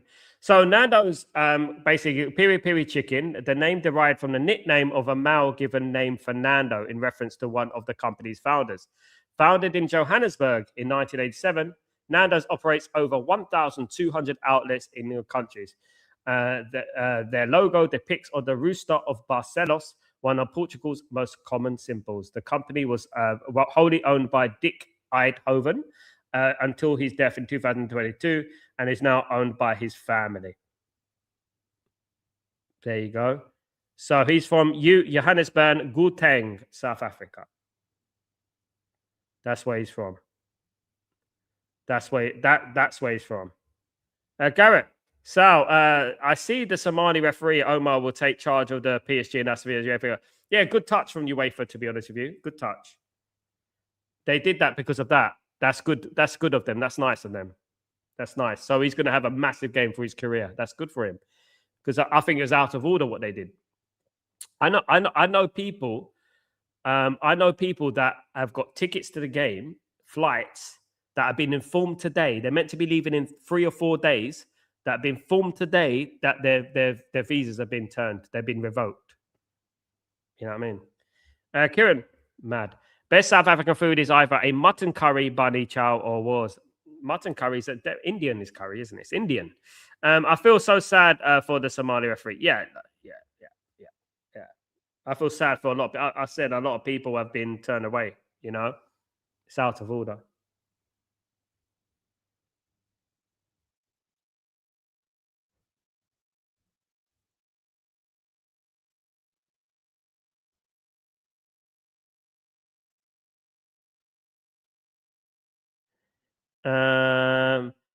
The best takeaway is fish and chips. It's a proper English, guys.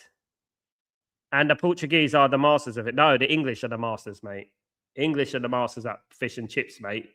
Don't get it twisted. The fish and chips. You ain't been to England if you ain't from England if you don't know about fish and chips in England. Absolutely. You haven't been to England if you think that Portuguese make fish and chips. If you go to Portugal and say, I want fish and chips, they think you're mad. Kieran, what question is there a sub ref or just in case the Somali ref can't thing? It's not funny, Irfan. It's true, mate. It's not funny. Not just lol. You know, we're not kids here. It is. It's actually England's cuisine. It's actually their main cuisine, isn't it? If you ain't been to England, if you don't think that English fish and chips is the best. If you ever been to Manchester, Man United, if you ever tasted the fish and chips there, nah, man.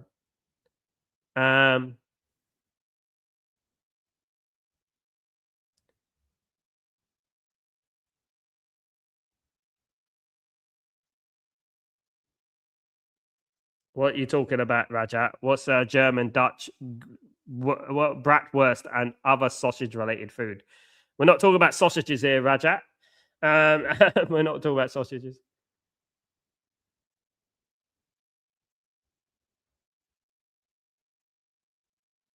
We're almost on half time already, guys. No, you don't. No, Rajat. Fish, chicken is Portugal's main dish. Chicken, peri peri chicken. That's what they have. They're chicken and rice. That is their main thing: chicken and rice in Portugal. If you go to Portugal, yeah, that's what they want. And we got South Africans in the house here, mate. We're talking to Irfan. They're from South Africa. Kieran, being a ref ain't easy. I feel that they go through a very tough test to get where they are. So full respect to the refs. Couldn't care less. Honestly, I couldn't care less about the referees. Honestly. But one thing I would say is that it had to be America to make people feel sorry for a referee. Everyone feels sorry for a referee now. I've never seen that. It had to be Donald Trump who made the world feel sorry for a referee. You know what I mean? Irfan, in South Africa, inheriting a lot of foreign dishes because of the Dutch influence, isn't it? It's the Dutch influence.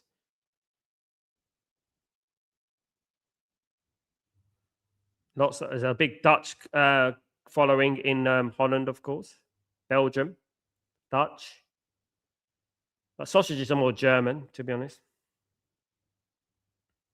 Austrian. But we're talking about fish and chips. Fish and chips in England. I mean, how can anyone say Portuguese has the best fish and chips? My goodness me! Tell me you haven't travelled without telling me. You think fish and chips in Portugal? My goodness me! The first thing I go when I go to Portugal is like I want a piri piri and chicken. That's what I want with some sauce. So it's lovely. You know what I mean? The proper one. My goodness me! I'm at the first time I've heard that fish and chips. Portuguese for the fish and chips.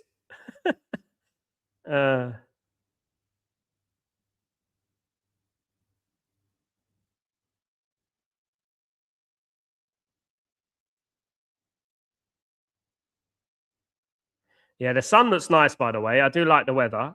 It's nice to see a little bit of sunshine in the stadium, of course.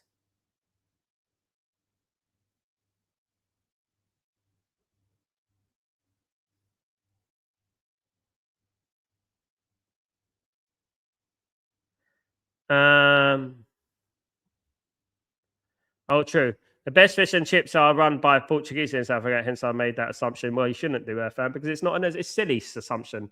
Just because one guy owns the Portuguese thing, that doesn't mean they make the best fish and chips. No, you don't know what fish and chips is, mate. Trust me. If you told a Portuguese guy you make the best fish and chips, they'll laugh at you. You know that. I can't blame you. I can't blame you. We'll be interested in what is in a halftime show, bro. I'm not even interested in it, to be honest. I'm here for the football. Great save. Post. Hit the post. It's off the post. Mexico must score the second.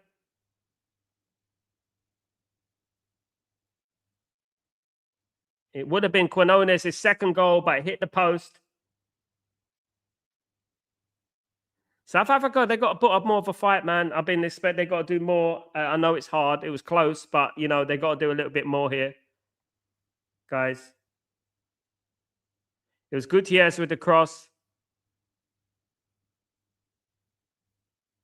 Would have been top score already. Marcus, Mexico is piling on the pressure. Yeah, it's a difficult game for them. They're not really playing South Africa. I did say at the beginning of the game they looked a little bit nervous. They look very nervous, guys. I don't know, Earthfan. I just think it's the first game of the World Cup. It's hard. I give them credit. Look, I look at things in context, man. It's at the Azteca Stadium against Mexico. The crowd are up for it. 72,000 people, altitude. It's a completely different world. The one thing I would say, though, Earthfan, is that they should have been prepared. They know that this was going to happen, and I don't think they're that far away from Mexico individually. You know what I mean? But I just feel like the stadium and the atmosphere and that, I think it's got to them a little bit. And I think that is the problem. They do, but there's a lot of factors. It's true. There's a lot of factors. But survival of the fittest, isn't it, Earthfan? Survival of the fittest. He who dares wins, and, you have a sink or swim in this. That's what you do. And you have to believe and you have to just try it, I don't think you will be the first team. You won't be the last team. You won't be, to struggle in this stadium in this heat. Yeah, tonight's all right though. By the way, guys, it is only one game, but there is times when I'm looking at some of the games, guys, and I wanna get you this right. Look at this, guys. So there's one day here. So that, like, the game is at 9 p.m. on the 14th. Now let's say from the 13th it's at 11 p.m. right? 13th the game's at 11 p.m. After that there's a game at 2 a.m. on the 14th. Then there's a game at 5 a.m. on the 14th. Then there's a game at 8 a.m. on the 14th. Then there's a gap to 9 p.m. But then it's again 9 p.m. There's a game. Then after that, almost after that, 12 a.m. on the 15th, there's a game. Then there's 3 a.m. There's a game. 6 a.m. There's a game. How am I going to get sleep? I don't know. I'm gonna negotiate. I'm gonna try and negotiate it myself. I will try. You know what I mean? They probably waiting to get some halftime talk from the coach. Let's wait and see what happens. I think South Africa has the World Cup gitters really, but they can't write them off really. No. As long as it's 1-0, you can't write them off. I wouldn't write them off. As long as it's 1-0.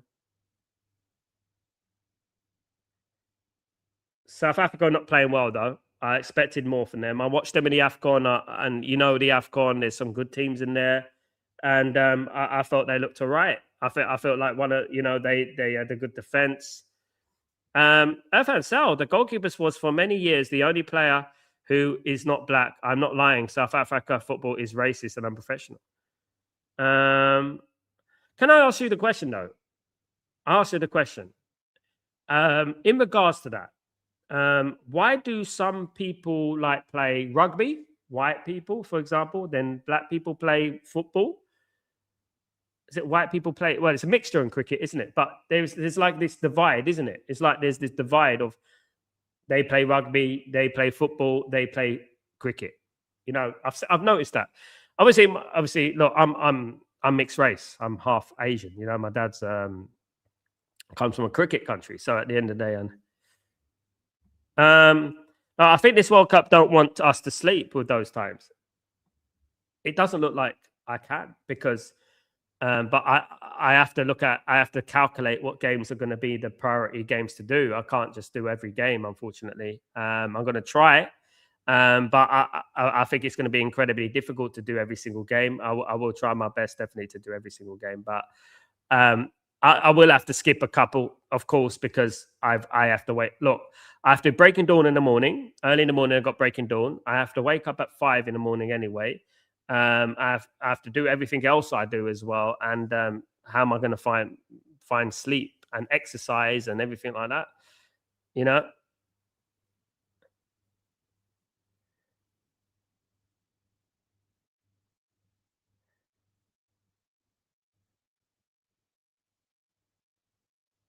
Lots of people are blaming altitude for this performance so far, I've noticed. Irfan, rugby is the national sport and cricket too. So these sports codes are introduced. It's in rich schools. I get you. I get you. A lot of my friends were South African. Two of my friends was part of the apartheid. So I get you. Sorry.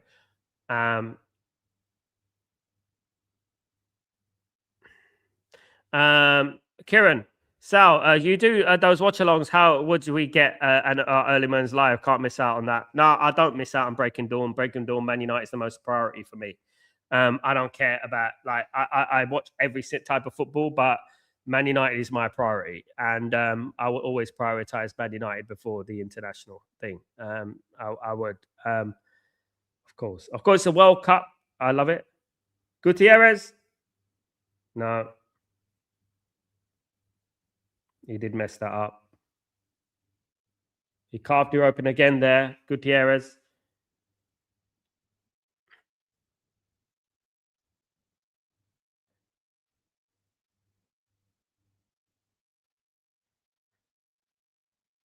Raja, When there's 2-3 games every day, then it's obvious much more difficult to keep up.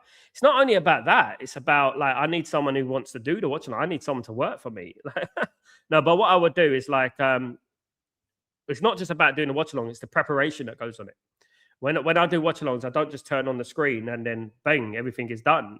The graphics, the learning the lineups and everything, the players, you know, and yeah, I like to prepare myself. I like to be professional and stuff, you know, and when you've only got like when a game finishes at 7:45 and there's a game at 8, how are you going to get everything done from 7:45 to 8 o'clock?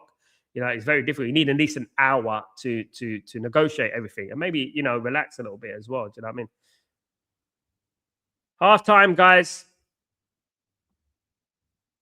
Mexico have been the better side for me.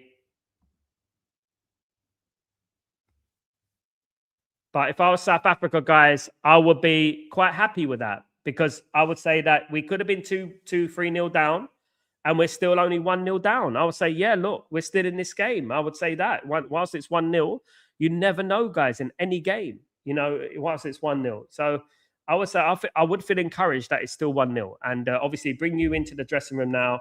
The manager's going to have a word and hopefully you come out in the second half and, you know, everything is a bit better than it was. This half, of course, guys, absolutely. The other people say of color just interest in football. They buy the players of color from other clubs, the likes of Foster, but then field black players because it's the games are. But I don't know, mate. I mean, it's crazy. You've got to move on from those bitter, hateful times. You know. It's a hateful world, isn't it, Irfan? But Raja, 100%. There's a lot of background work that goes in because of credits to Saab. Big up, Raja. I'm going to try my best. Obviously, it's only me. I don't have a team. You know what I mean? You know what I mean? I can't ring up Beth. You know what I mean? Yeah, I mean, I have to do what I have to do. Do you know what I mean? But yeah, look, yeah, I'm going to try my best, and I appreciate everyone who joins me. Everyone, you know, it really is. It's great to do these. It is fun.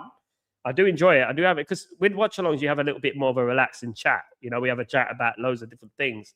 You know, I had someone come up to me the other day when I was doing Sweden against Norway watch-along, and he said to me, why do you talk about all different things on the watch-along? You should just concentrate on the game. You should be just concentrating on the game. You should. I said, it's a watch-along, chill-along. We're watching on the game. We're watching the game with one eye, and we're having a chat as well about football.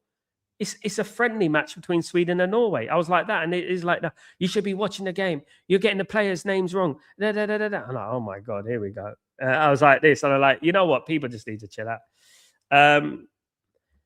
Kieran, but I would say that rugby is way ahead of other sports. Closest to it is cricket. Other sports are training terribly, and that's sad to say as a South African.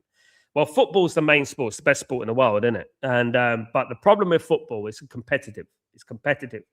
Every team around the world. How many teams must there be around the world? How many football teams must be around the world? There's over 3,000 in England. You know what I mean? It's and they're professional football teams. You know, but at least they're semi-professional. Do you know what I mean? I mean, yeah. Look, soon come, but yeah, investment is key. Infrastructure is key. You need to get that sorted out in regards to that. You hosted the World Cup in 2010. Do you know what I mean? You had that basis there. I don't think you should have hosted the World Cup, in my opinion. I thought that could have been invested in something else. But anyway, but you know, you hosted the World Cup well, and yeah, and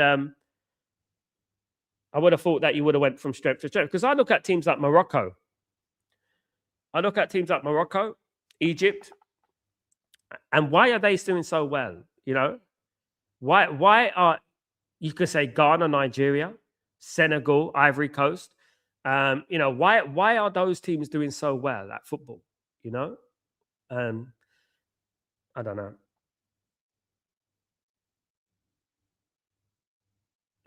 Yeah, look, guys, I do think that there won't be a, you know, I do think that there is obviously all different types of contexts that go involved in football and involved in how teams get good at a certain sport and, you know, just concentrate and focus on one sport. It's like India, it's cricket only. Unless it's kabaddi, it's cricket only, isn't it? At the end of the day, and that's all it is. You know, it's nothing else. You know, it's getting better now, and obviously they're starting to pick up football and stuff like that. But you know, it's everywhere you go, primarily cricket. I've been, and it's primarily cricket, cricket, cricket. Pakistan, India, cricket, cricket, cricket. No one picks up a football. You pick up a football, you're weird.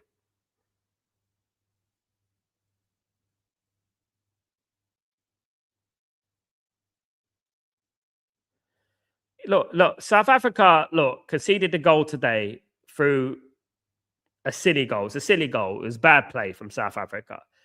And that's it. That's the only goal that Mexico have got today. So that's what you say. You've not been smashed up. You're not been. They ain't 3-0 up, 4-0 up. They're 1-0 up after a mistake. And that's what I would say. So that's why I say it's always important that you can believe. You believe in yourself and stuff like that, because it could happen. You could end up winning the game.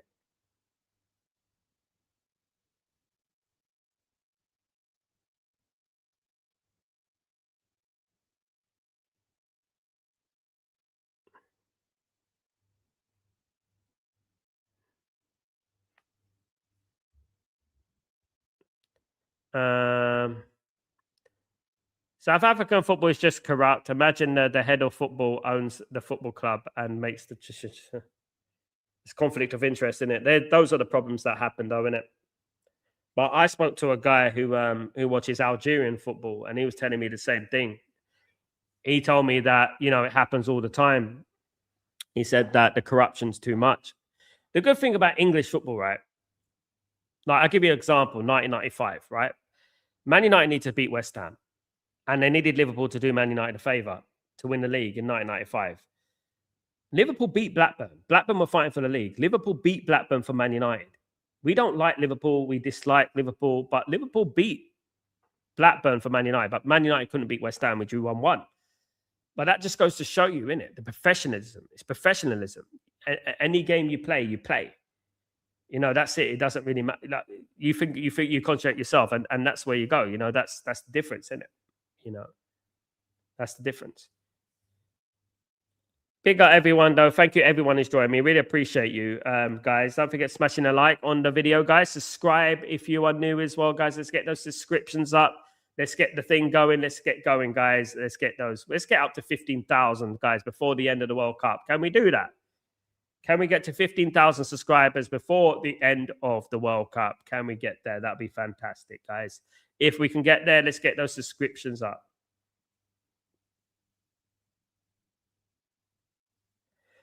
I like Sir Alex Ferguson owning United, but it's the chairman of the EPL. I know it's bad. That's wrong. That shouldn't be happening.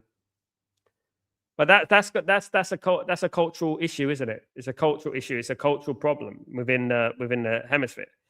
But this happen. Look. I'm not saying that corruption doesn't happen in Europe. It does, because I think that Arsenal had a lot of VAR decisions and stuff like that go for them this season. I think they were pushing Arsenal to win the league in the end. I think the Arsenal fans could deny it, but I think they were pushing Arsenal to be champions in the end. In my opinion, I think they were. In the end, they wanted Arsenal. They even said it themselves. They want a new champion after 6 years. There is an element of it everywhere you go.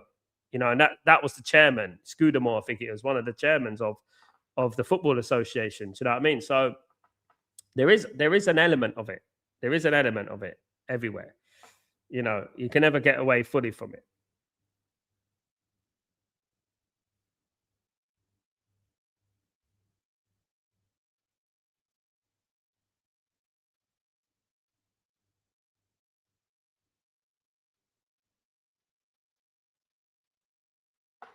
Anyway, 1-0 between South Africa and Mexico. Mexico leading through, guys, in this game through Quinones.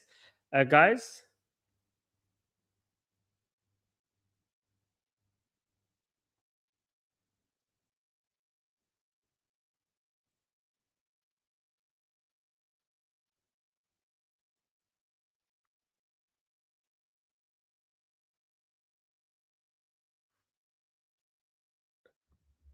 Yeah, so it's a cultural problem. So them, if you are not black, you are not good. Even Benny and Sean Bartlett left European football. Sean Bartlett was a fabulous player, though, wasn't he? I remember Sean Bartlett. He was playing for was it Charlton Athletic back in the day? A great player. Sean Bartlett was a good player. That's a name for that's a blast from the past. This Sean Bartlett.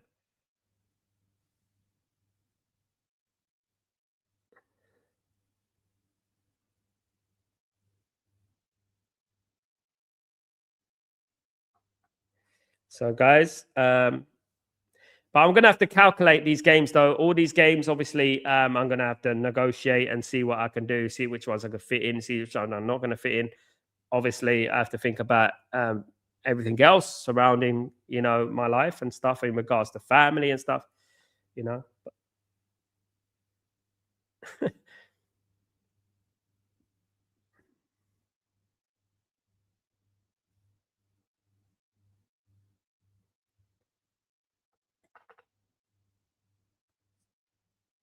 big up everyone, guys. Thank you, everyone who's joined me today. I really appreciate everyone, of course, guys, on the stream.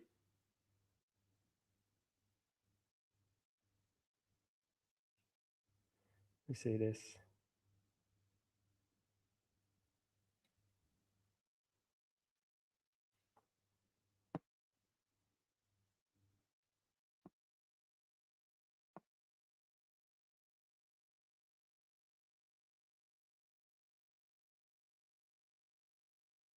Earthman, for the last years, we probably lost more than 10 footballers dying in accidents due to drinking and driving. Wow.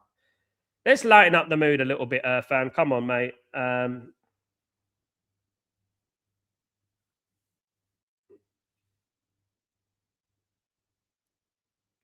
Let's go. It's the World Cup. You're in the World Cup, mate. It could be worse.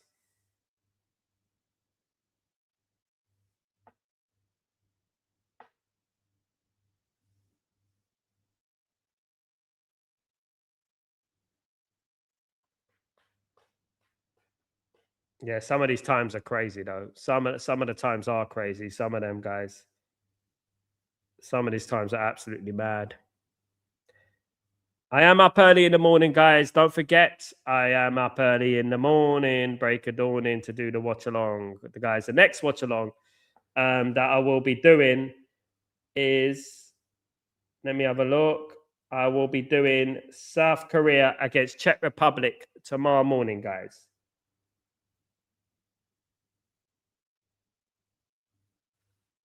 So, in regards to Mexico, what you're going to have to be careful of is that Mexico are very used to playing in the altitude, and what they're going to do is they're going to try and finish South Africa off in the second half. When it gets to the latter stages of the second half, you will see Mexico pushing a little bit more with the altitude. They're used to the altitude. You will see them pushing a little bit more, trying to finish the game. So this is something that South Africa should have looked into as well, because they will be doing that kind of thing, of course. You know what I mean? They will be attacking late on, guys. Sito, who plays in the midfield for South Africa, he's getting a lot of pelters at the moment. Not played well, not played his usual self. I think he's a good player, but he's not played his usual self today. You know,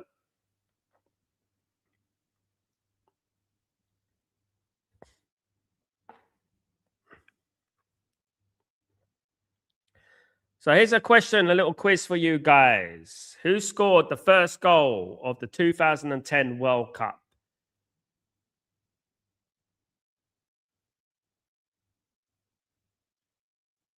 Let me have a look.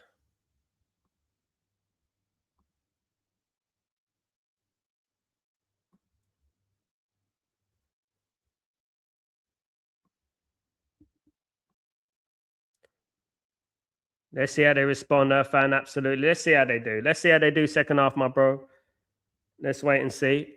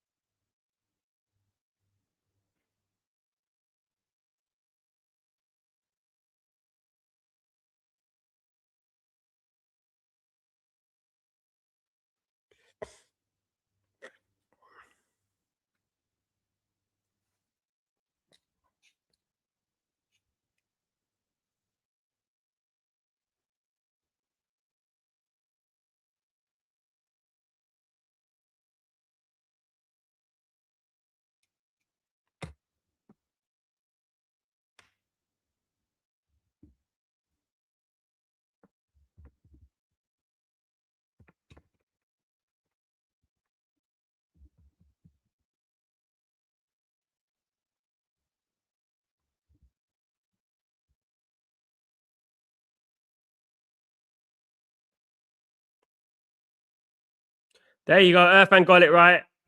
Shabalala. I remember that. You remember that? The old dance and all that. You remember that? I remember that. You got it right.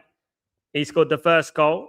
They didn't qualify, did they, from the group? South Africa. South Africa never qualified from the group, as far as I'm aware.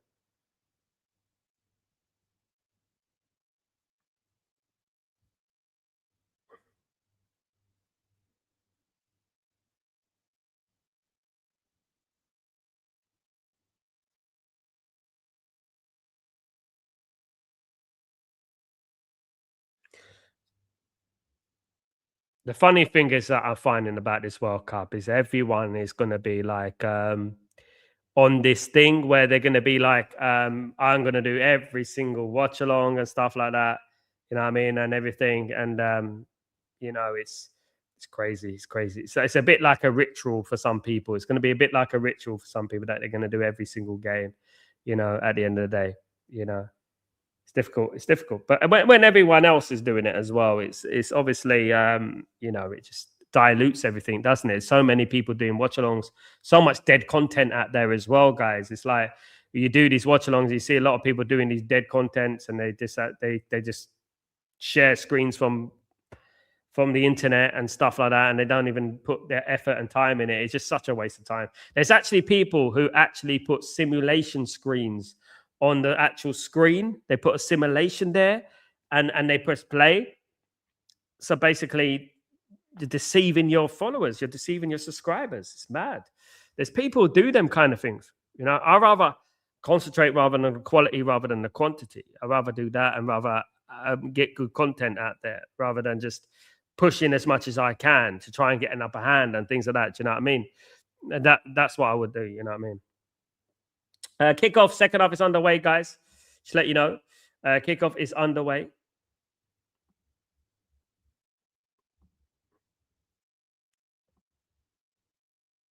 Fan Dever Chabalala. Shabalala. South Africa looked a little bit dodgy there again, guys. They're playing out from the back. Shot over the bar. Over the bar. Another bad start from South Africa this half, guys. They've done exactly the same thing as they did in the first half almost. They need to have a word with themselves and their coach. Irfan, in 2006, South Africa almost gave Spain a scare. Lucas Radebe was the captain. That's a long time ago.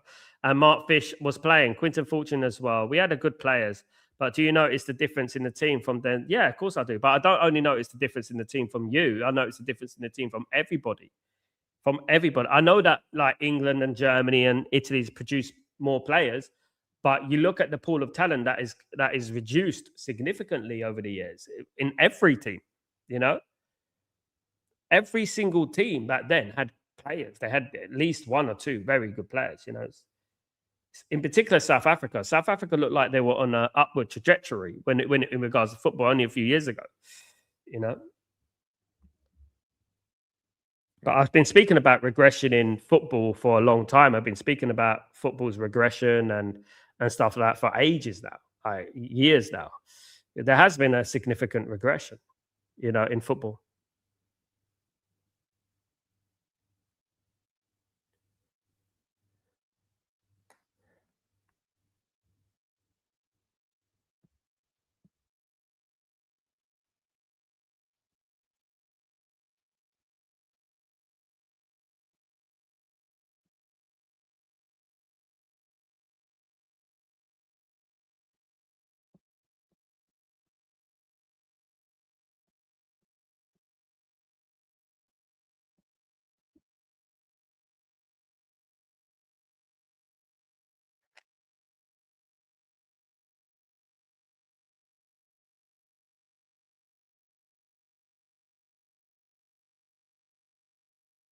Irfan, bigger Irfan. That altitude in Mexico is eventually going to take its toll on South Africa breathing this harder. Watch the last 20 minutes, Marcus. I think that's going to be very interesting.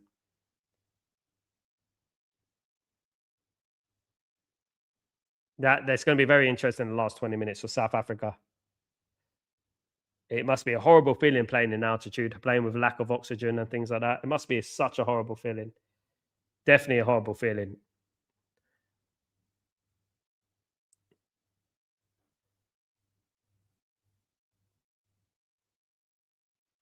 So who's going to join me early in the morning for the game with Czech Republic? Who's going to join me for that? It's going to be on. It's going to be on. That's a different time zone, isn't it? That's a different time. I mean, there's going to be lots of different time zones and things like that.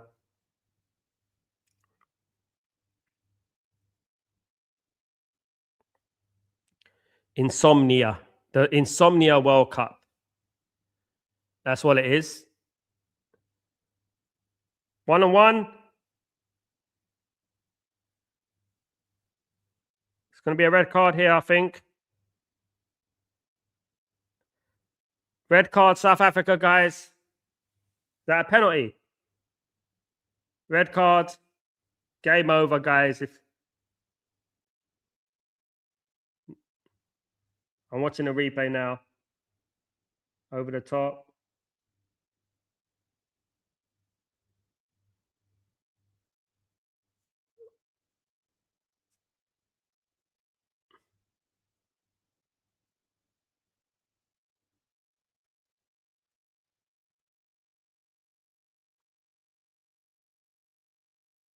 No, he can't defend himself with that one. That's a red card all day long, guys. I was talking about being tired after the last 20 minutes. They look tired as soon as they come out in the second half. They've looked terrible. Penalty, yeah. No Venezuelans. The first red card in the World Cup. Big up Beef Bully. Hi, Sal. Is there a bet menu to score versus Ghana? You know what my prediction is, Beef Bully, for the Ghana game? The Ghana-England game is 0-0. Remember that. 0-0. That's my prediction for that game. It's going to be Ghana 0, England 0 in that game for me. That's what I think. Ghana 0, England 0. Should it have been a red card, guys? Do you think? The Mexican ran into his lane, but yeah, so I get what you mean, Marcus. You know what they do? It's a little bit what Arsenal do. So what Arsenal do, right? This is what they do. They run into your lane. They'll run into your lane, yeah, and then they'll slow down so you bump into them. So you bump into them and then you fall down. It's tactics. It's tactics. Arteta does it. It's so easy to read as well. So what you'd be running together with a player, right? And then you go in his lane, like you said, and then you slow down, and then they hit you on the back, and then you go forward, you go flying forward and fall on the floor, and it looks like a foul. I get it, man. It's bad. So is a bet menu to score versus Gee. I love him to score. I hope he does. Big up Sound Legend, big up Noah. I hope you're doing, my friend. Hope you're doing well. Good to see you, mate. Absolutely.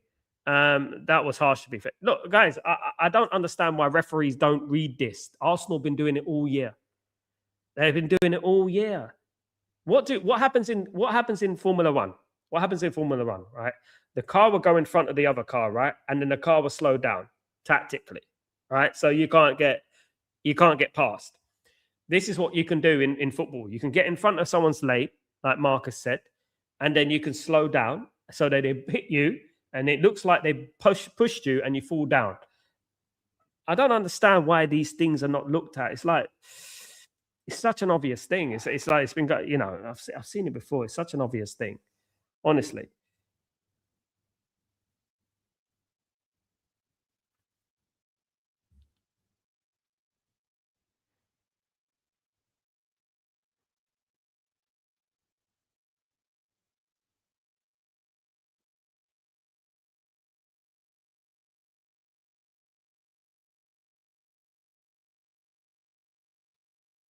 Big up Marcus. Big up everyone in the stream, guys. Welcome.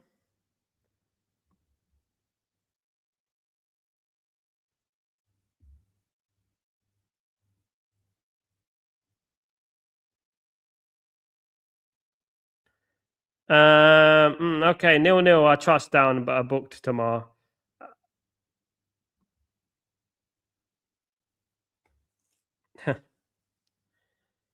Big up Beef Bully. Big up everyone in the stream, guys. Big up those who joined me today. Thank you so much, guys.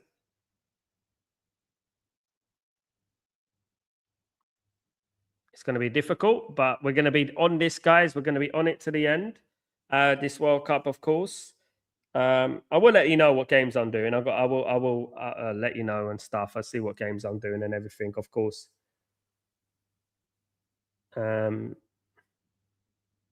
So tomorrow, obviously, I'm going to do Breaking Dawn tomorrow, definitely. So what games are tomorrow?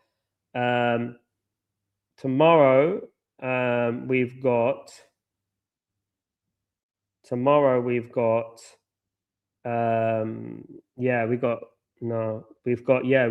South Korea against Czech Republic. That's it.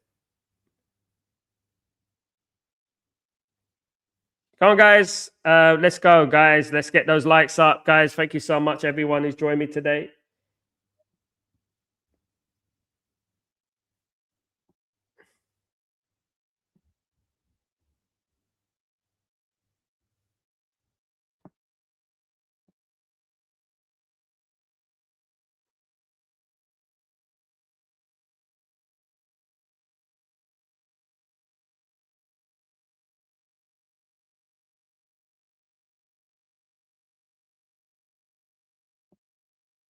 South Africa 1-0 down and the man down, guys. Of course, so we need South Africa to.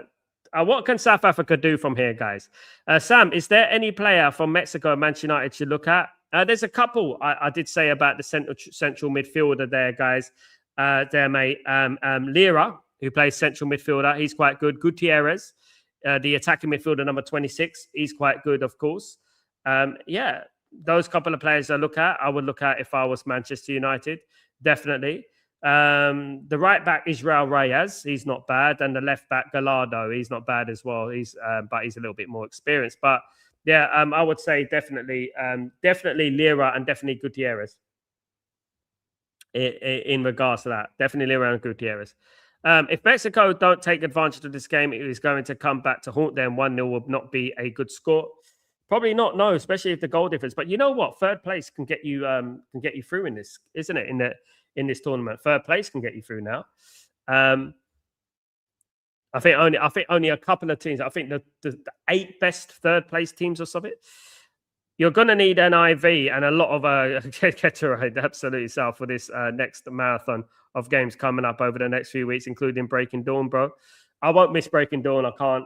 That will be priority for me, absolutely, because it's Man United, isn't it? So I will be doing it, but I will be trying to fit in everything as much as I can, definitely, as well as not affecting my family, my wife, and everything like that and stuff like that. Obviously, I need to think about that as well, of course, because I mean, it's a silly place to put the World Cup, honestly. I think the whole world is suffering apart from America, really, isn't it? I think these times are worse than the 1994 World Cup, if I'm being honest. Definitely. But I'm in the UAE, so it's even worse for me. This is the thing. So I'm 3 hours ahead of England. I think this is a massive game. I think South Africa in this game needed at least a draw. I think if they wanted to get out of this group, they definitely needed more, at least a draw in this group. Definitely. I feel, they definitely need more.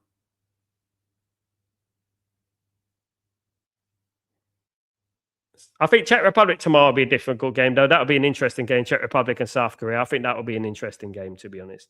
I think that might be more interesting. FM, when's the league starting, Sal? And against who is it preseason games? I looked at the preseason game. We got Rosenborg from Norway, a couple of other teams there. We got PSG, I think. Wrexham, we got, same old. Same old. Fixtures ain't out yet. The league hasn't, the fixtures ain't out yet. They should be out after the World Cup, I think. Or even midway through the World Cup, definitely. But the fixture's definitely not out yet. But you know what I would say? I'm going to predict this because I think it's going to be typical. I think Man United will play a top 4 Premier League side in the opening game, like we did last season. We played Arsenal, innit? I think Man United will play a top 4 Premier League side. I got this feeling we're going to play a top 4 Premier League side.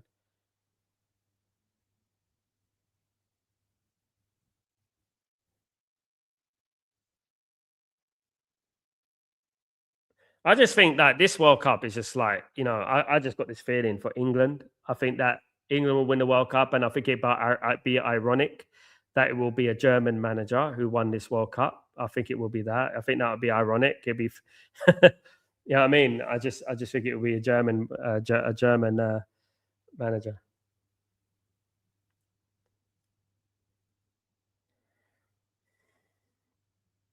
So we've got about 32 minutes left of the game, guys. Still 1-0 to South Africa, even to Mexico, even though it is Mexico, South Africa down to 10 men.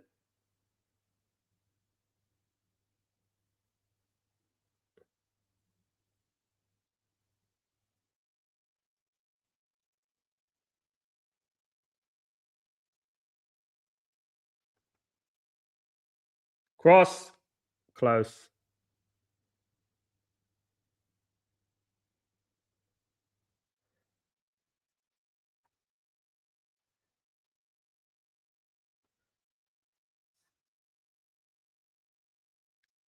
Let's go, guys. Let's get those likes up, guys. Come on, come on. Subscribe if you're new, guys. Still 1-0.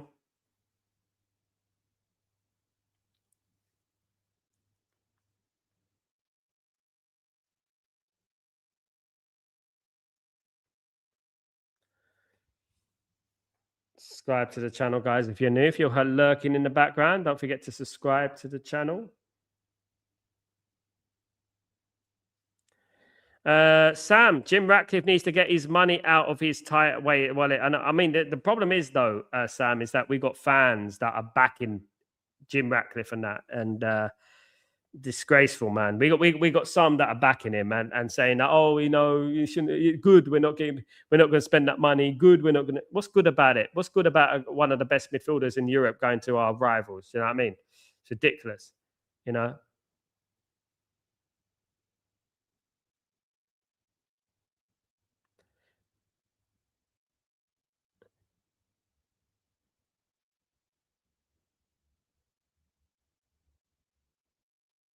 I don't know what you're saying, Beef Bully. Beef Bully, your writing needs to improve, mate. I'm not here to be a magician to unravel your riddle here.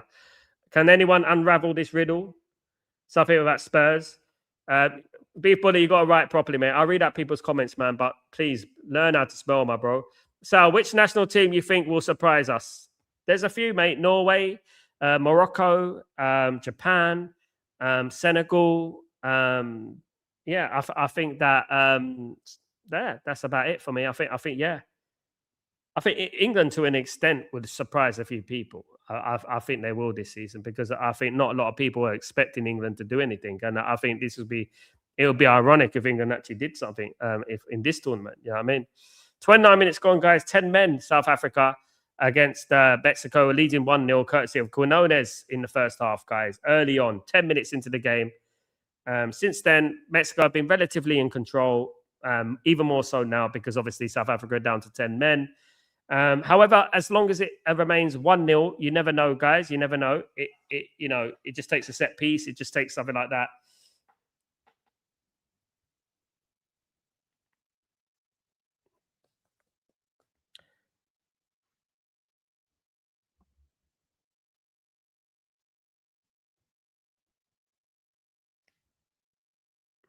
So you think? I think I've unriddled Beef Bully's riddle. I think he says he thinks we're going to play Spurs in the first game of the season. You see, look, guys, I get there in the end. I think he thinks we're going to play Spurs in the first game of the season. That's what I think he said there. Spurs in the first game of the season. As long as we're at home, I don't mind. We don't have a good record against Spurs recently, so I don't mind even if we're at home and stuff. But yeah, smash those likes, guys. Get those likes up, guys. Let's get the likes up. It helps with the algorithms and stuff, of course.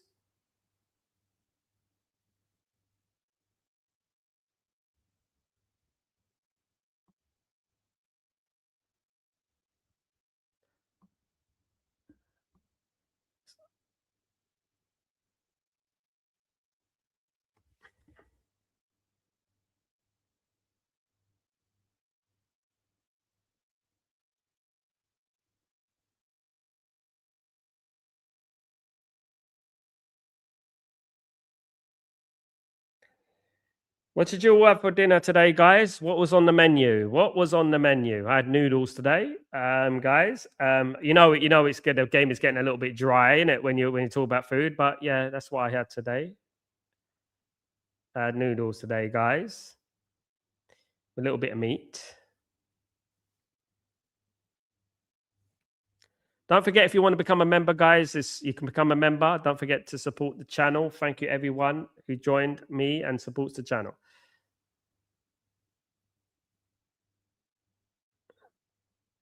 You never know, Beef Bully, but stranger things have happened. They said that about Germany, didn't they? Germany won the Brazil World Cup, didn't they? And no one expected Germany to win the Brazil World Cup. So I think that's going to happen.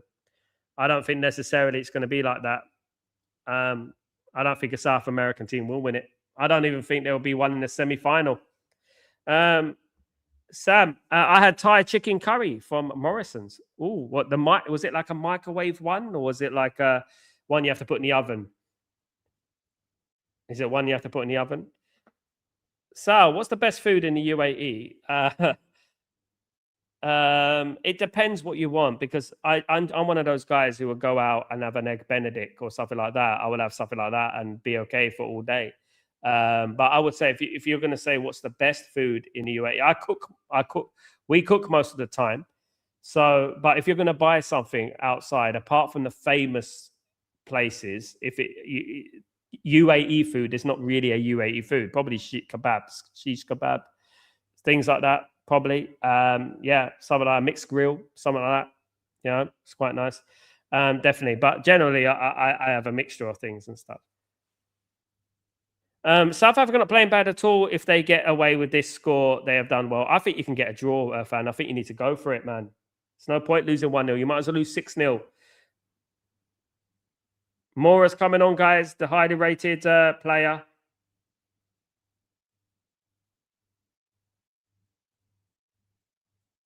Mora's coming on, the highly rated player.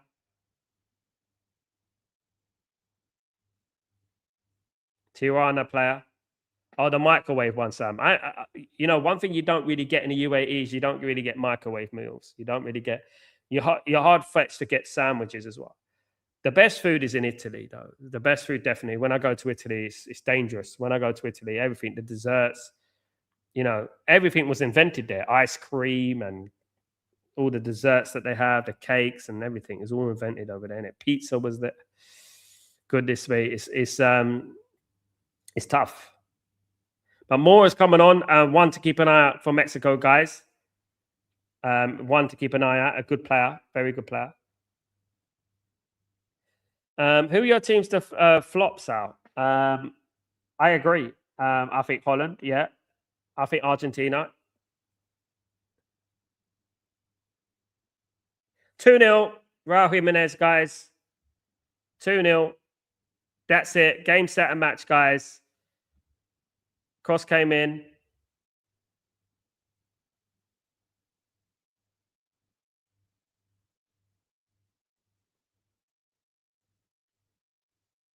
It's 2-0 now, guys. Surely now that is game over for South Africa.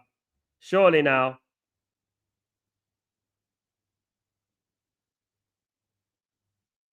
Two 0.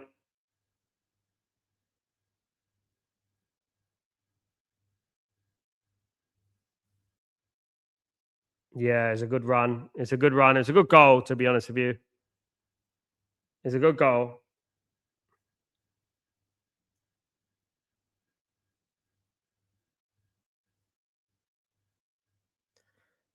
Emotional. Scoring a goal in the Azteca at the World Cup. It's going to be emotional. That's what you want. In a World Cup, in Mexico. That's an emotional thing, isn't it? That's an emotional thing, guys. South Africa are losing by 2-0, guys. And Bafana look like they are going to be having a very difficult tournament from now.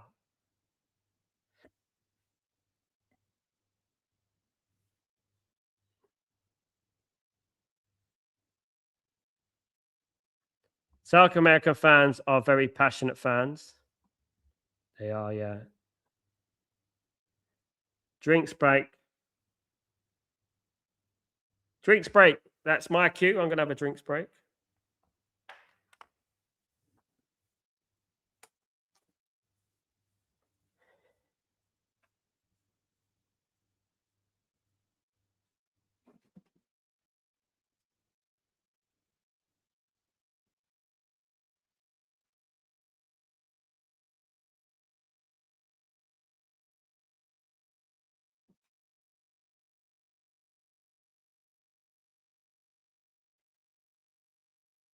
Yeah, maybe if they get a goal back, but I don't think South Africa look a little bit toothless, guys, so far today.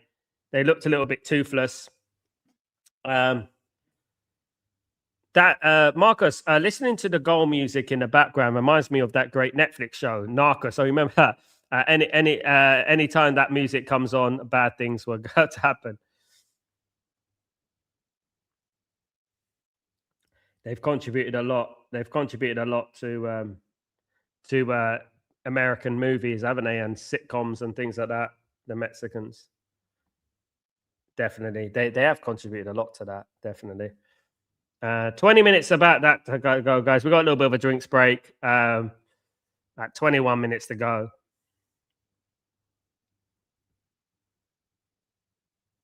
I don't know why they're having this water break. Actually, in the rain, it's raining at the moment.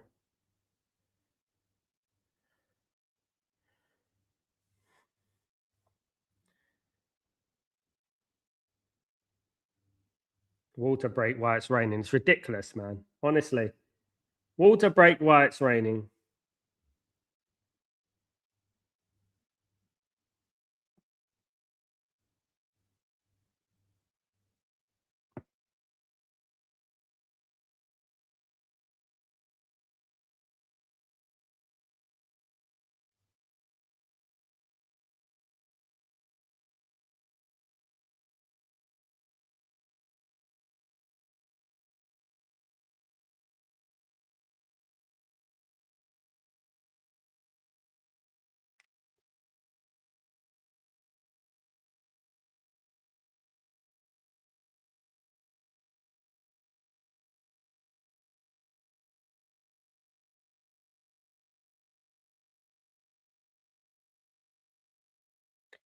Sal, do see any big scores? I see 7-0 to someone.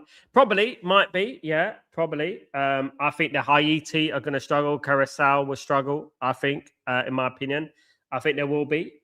I think there'll be some shocks as well, mind you. I think there'll be some shocks in the World Cup as well, not just 7-0s and 8-0s. I think there will be a couple of shocks as well. But yeah, I could see Haiti losing a few. They're going to play Scotland in there. I think Scotland will win 4-5-0 in that game. Definitely. Um, that's the thing. I watched Uzbekistan the other day. They weren't that bad, but they're not fantastic. But they weren't that bad. I think they'll be all right. But there are going to be some teams in the World Cup that are going to struggle.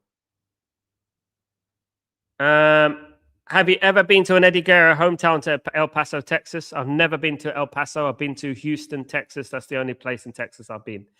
Webster in Texas, which is basically Houston. So I went to Webster in Texas. I've never been to Houston. I've never been to El Paso. I'd love to go to El Paso, Texas. I filmed a music video in Houston, Texas. It was actually a country western kind of vibe and stuff that I did in Texas. That looked like a penalty.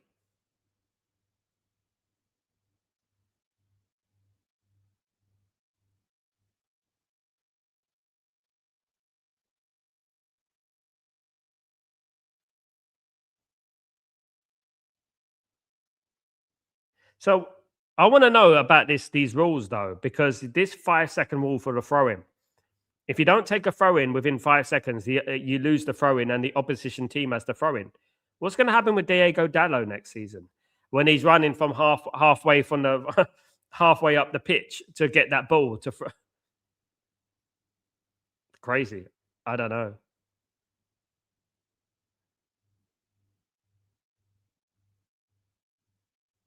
It's a yellow card.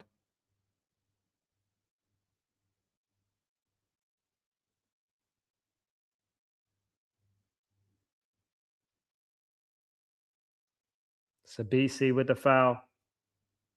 Looked a bit dangerous, that one. 17 minutes to go, guys. 17 minutes to go.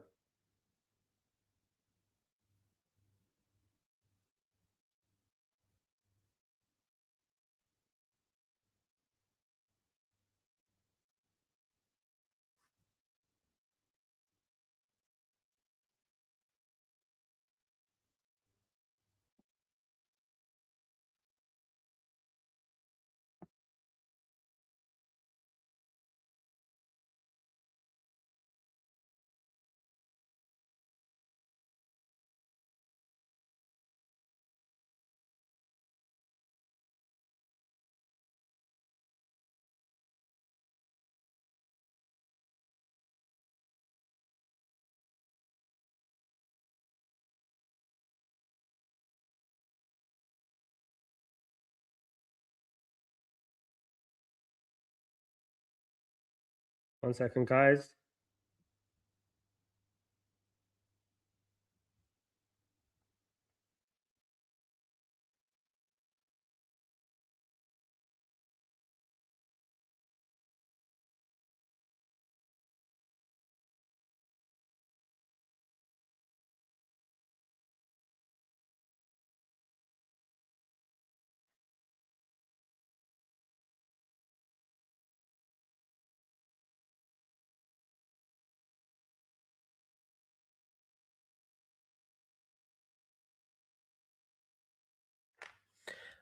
Sam, big up Sam. Maven, who used to be the WWE, has never been a fan of Triple H. I know Maven. Maven's more of a Maven's more of a YouTuber now. He's quite a good YouTuber, to be honest with you. He's quite interesting. Ephraim, Sal, Triple H is a nice guy though. I've met Triple H. He's all right. He's a nice guy. Sal, which national team do you think is the most balanced team? Which national team do I think is the most balanced team? I would say probably Spain. I would argue probably. I would say Spain. Probably the most balanced. I would say yeah. That's what if I was to pick one, I'll say Spain. How many points will England get? They'll win. No, what will happen? So they got Croatia's a difficult game to be honest. I think they'll win that 1-0 or something like that. I think they'll win that. That'll be 3 points. They'll draw against Ghana 1 point. Yeah. I think there'll be 7 points. I think it'd be 7 points if I was guessing on that. England will go through.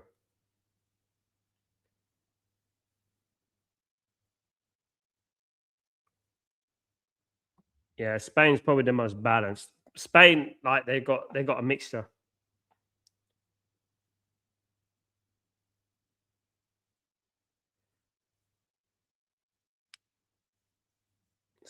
But the thing with this tournament, you can win one game and you can come third.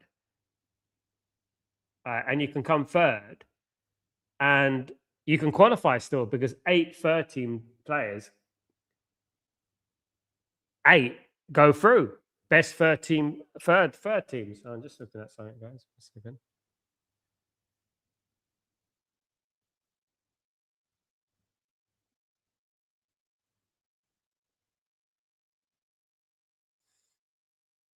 Yeah, this game is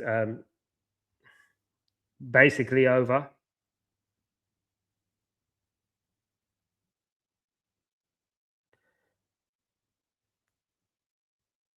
Here's a question: If England win the World Cup, will Declan Rice get the Ballon d'Or? That's a question.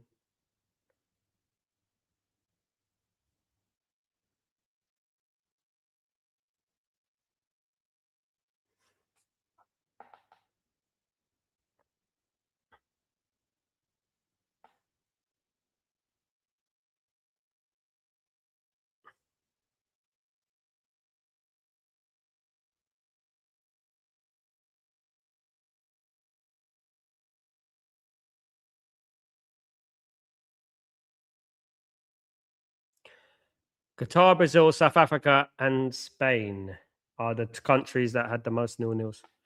I think Harry Kane would get it. Well, I agree. I think it would be good if Harry Kane. I think Harry Kane deserves it more. I think if England won the World Cup, I think Harry Kane. If Harry Kane scores a lot of goals in this tournament, I think he would deserve it more than anyone, in my opinion. 100%. 100%.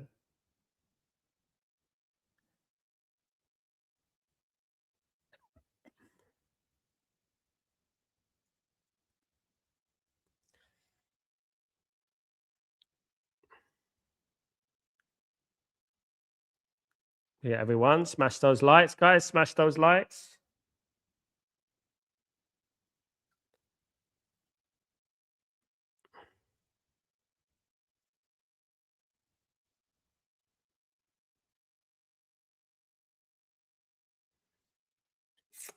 Smash those lights, guys. Let's get those lights up.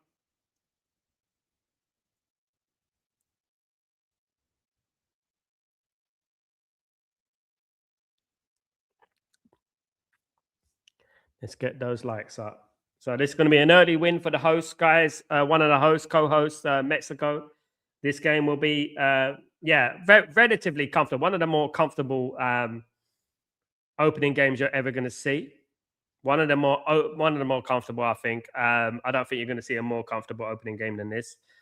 Obviously, circumstances from the beginning of the game, to be honest with you, South Africa not really been in it. It's defense, it's France defense. Not really, not really. I would say that Upamecano and players of that ilk can be got out. I think they could be got out, in my opinion. They have got good players, though. City looks like they want to win the league next year. Yeah, well, they're going the right way about it. We look like we want to win the financial business team of the year or something like that. You know, we're all accountants these days talking about how much we're going to spend. We're not going to spend that much. We're ridiculous, man, honestly.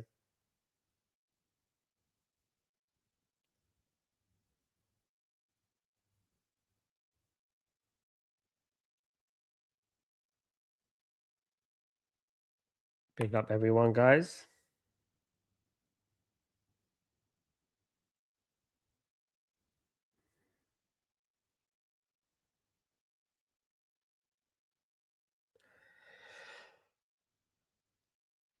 City, if they get Tonali and they get Anderson in their midfield, I think they're going to be really good next season.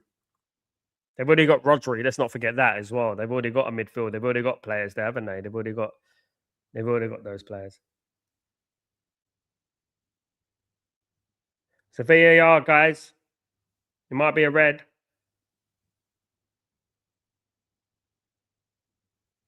Could be a red.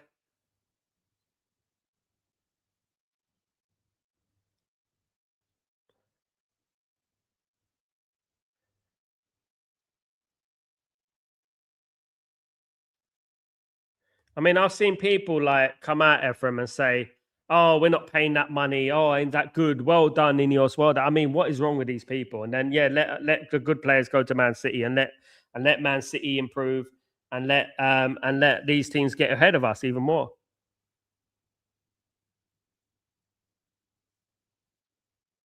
Could be a red here, guys.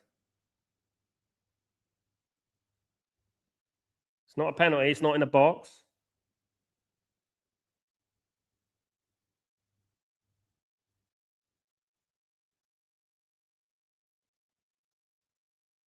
It's gonna hold on.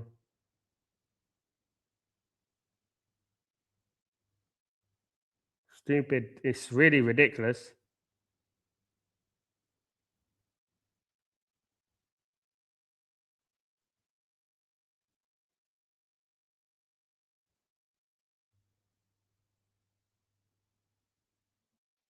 It's a bit soft. I don't think it should be, but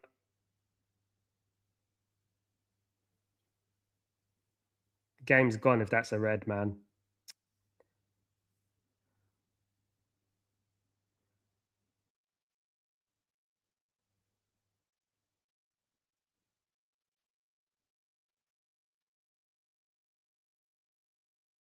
Let's have a look, guys. Just waiting.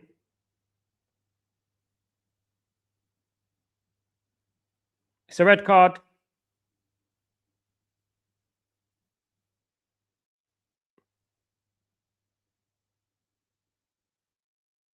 It's another red card, guys. It's another red card in the game, guys. Sitole, the one we've been talking about. Yeah, it's a little bit harsh, but he's got a red card, and South Africa are down to 9 men. What a disastrous opening game for South Africa, guys. What a disaster. It can't get any worse than this. It can't get any worse than this, can it? 9 men. They've messed it up. The first time there's been 2 red cards since Cameroon in 1990, guys. I think you could have given him a yellow, though. To be honest with you, I don't think you could have given him a red. I think that's a little bit unfair. I think that was a little bit unfair.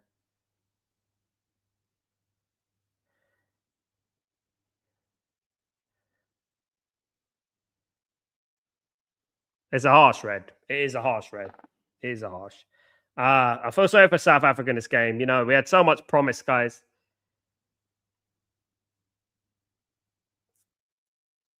They had so much promise at the start of this game, guys. About 6 minutes to go.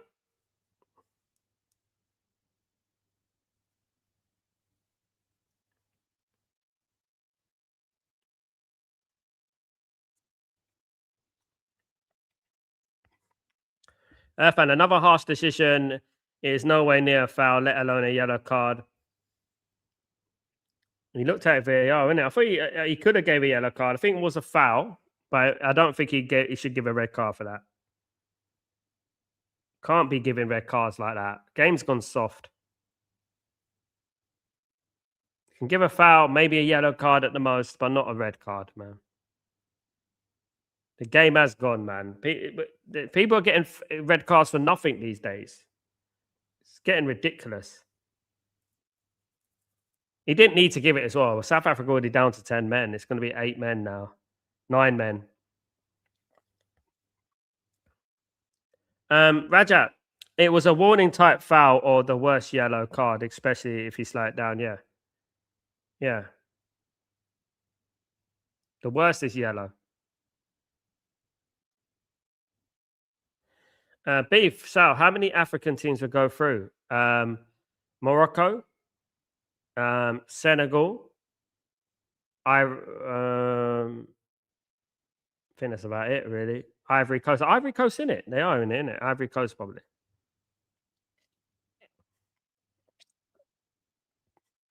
More good play, Mora.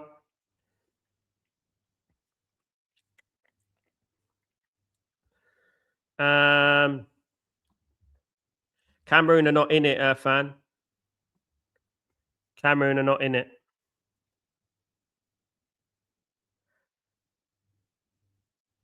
Cameroon are not in the World Cup this time.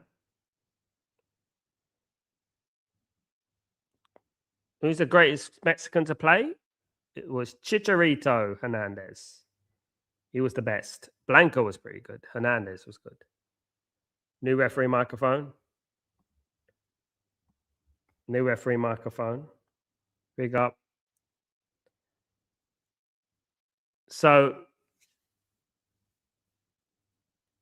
imagine this guy's like this player. If it's violent conduct, he's going to miss the whole World Cup. So basically, his World Cup's over. That's it. If they don't go through, the World Cup's over for him. That lasted well, didn't it? That lasted quick. Yeah, it's a harsh red for me, but it is what it is. We've got a few minutes left, guys, past injury time. But then you could argue, is a punch a red? Some people could say that.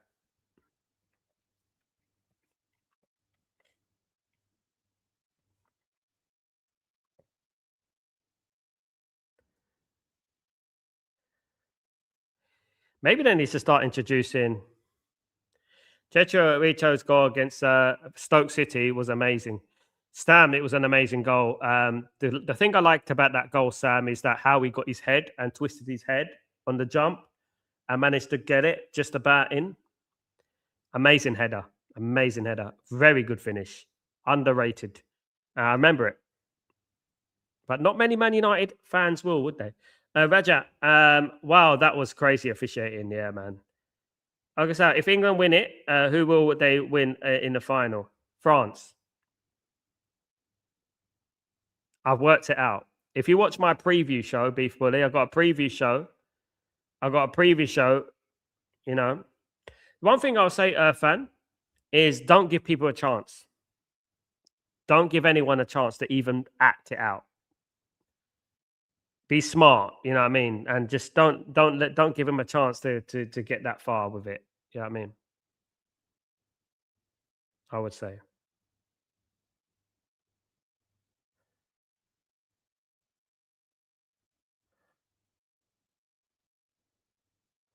Chidra is so underrated. Absolutely. He was a very underrated player. And what a find from Alex Ferguson, by the way. What scouting. That's what we're talking about, scouting, isn't it? Proper scouting that was. Cheap as chips. Never gave a problem. Worked hard. Great signing.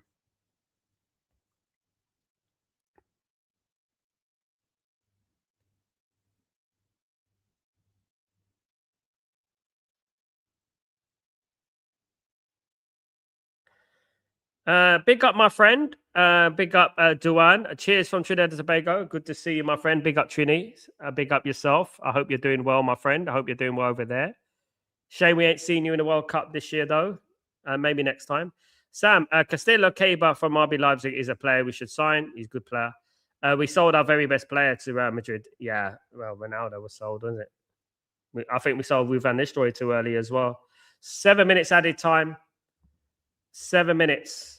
I don't know why, but 7 minutes added time. Obviously, we had the VAR. 7 minutes are going to be added on.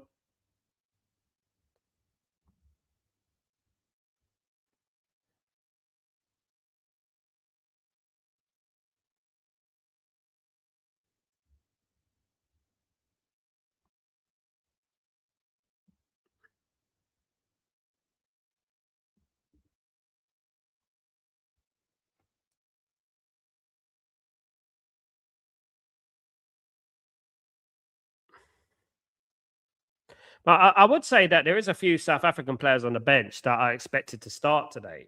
So there is a few players that can come in anyway, and maybe over this next couple of games, maybe South Africa could just go for it. Hold on.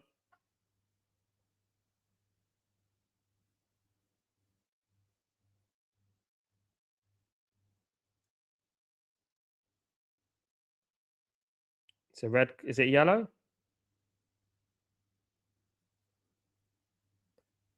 Is it a red?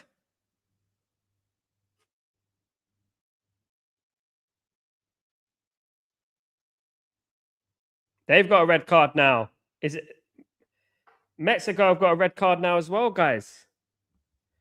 That's mad. Look.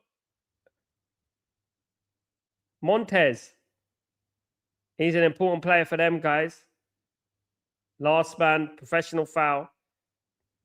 Professional foul, last man. Wow. It's another red card, guys.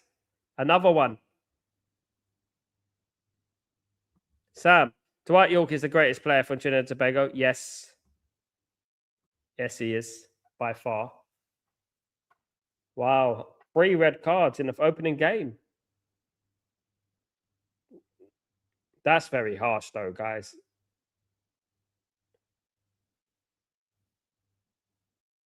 Two of those shouldn't have been red cards. He loves the red cards, doesn't he, this referee? I don't want these referee. I don't want this referee to referee England.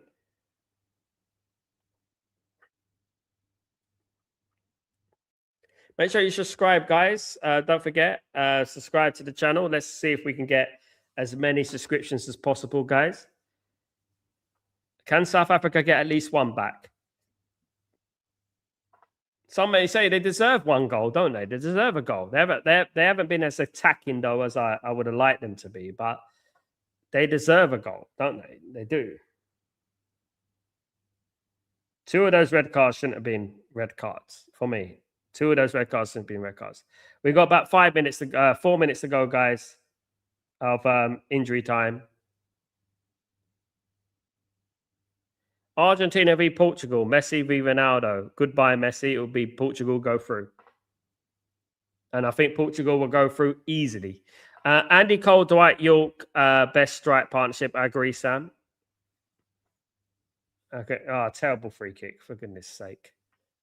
South Africa have not played well today, quality-wise. So it's a terrible free kick again.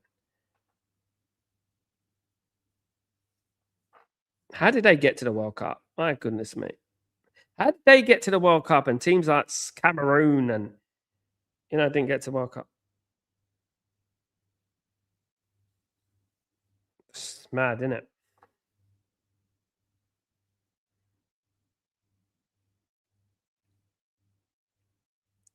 Is this the first time there's been 3 red cards in the opening game of the World Cup? Probably.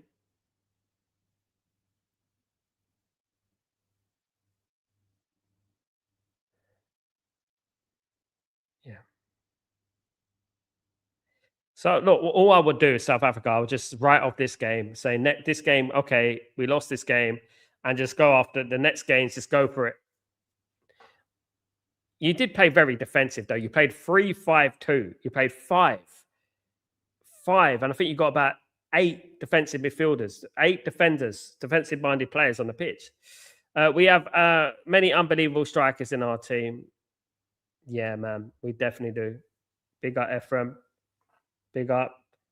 Don't forget, I will be here tomorrow, guys, for the watch along between Czech Republic and Korea, and also be here for what obviously Breaking Dawn. For Breaking Dawn.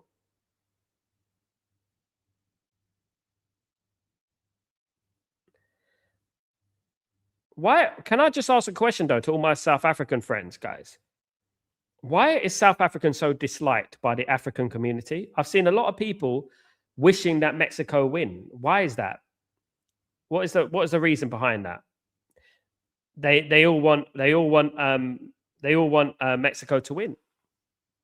I've seen some images. I've seen some things. You know.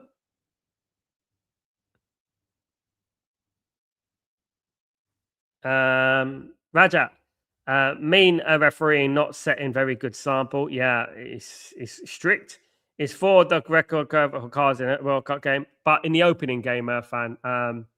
In the opening game, I don't think there's been 3 red cards in the opening game ever. Probably 4. Probably was it altogether. There was some bad ones back in the day, the 70s and 80s. Yeah, they invited their attacks, definitely. Yeah. They need to just go. You need to be brave. I don't know. They just went a little bit pragmatic for me. Like, I don't know what's wrong with them. Just went pragmatic. 3 red cards in the World Cup is trouble. The bar is on the floor. Exactly. Too much red cards, though. You like common sense needs to prevail sometimes, doesn't it? Common sense needs to work. They need to show a little bit of common sense sometimes. We're almost on full time mark, guys. Guys, we're almost on the full time mark. We're almost there. I think it's full time now. I think it's full time, guys.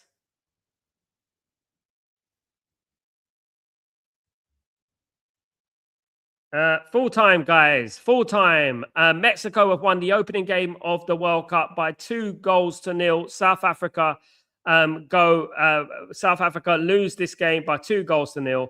To be honest with you, 2-0 isn't a bad scoreline considering that some of the game that South Africa played with 9 men. Eventually it was 9 against 10 at the end. 3 red cards, 1 for Mexico, 2 for South Africa. But a deserved win for Mexico in the end. Right from the beginning, Mexico were the better team, and they went out there with a more positive attitude. I felt like South Africa were nervous. I didn't think they played well. I think they got themselves back into the game eventually. But when you can see so early, it's very difficult to pick yourself up. But Mexico deservedly win, guys, unfortunately. They need to be a little bit more brave, South Africa, in the next game. Definitely need to be more brave. Definitely need to go for it. There's no point just coming in to get knocked out, guys. There's no point doing that because you will get knocked out the next game, guys. But what I would say is that thank you everyone who's joined me for this World Cup watch along, guys. I really appreciate it. 2-0, Quinones, guys, with the first goal, and Raul Jimenez of Wolverhampton Wanderers with the second goal. 2-0 to Mexico. Mexico get off to a flyer. This World Cup, not a bad game by any stretch of the imagination, guys. But yeah, not the most talent-riddled game either, guys. But you know what? It's not over. It's not over. That's what I would say to South Africa. It's not over. There's other games to come, and you can win the next 2. You never know, guys. You never know. It's difficult, but it's the way it is, guys. Thank you, everyone, for joining me today. Have a fantastic evening. And, guys, don't forget to smash a like on the way out. Subscribe to the channel if you're in the background lurking. That'd be absolutely fantastic. And I shall see you tomorrow for the watch-along between Czech Republic and South Korea. See you then, guys. Take it easy. Peace.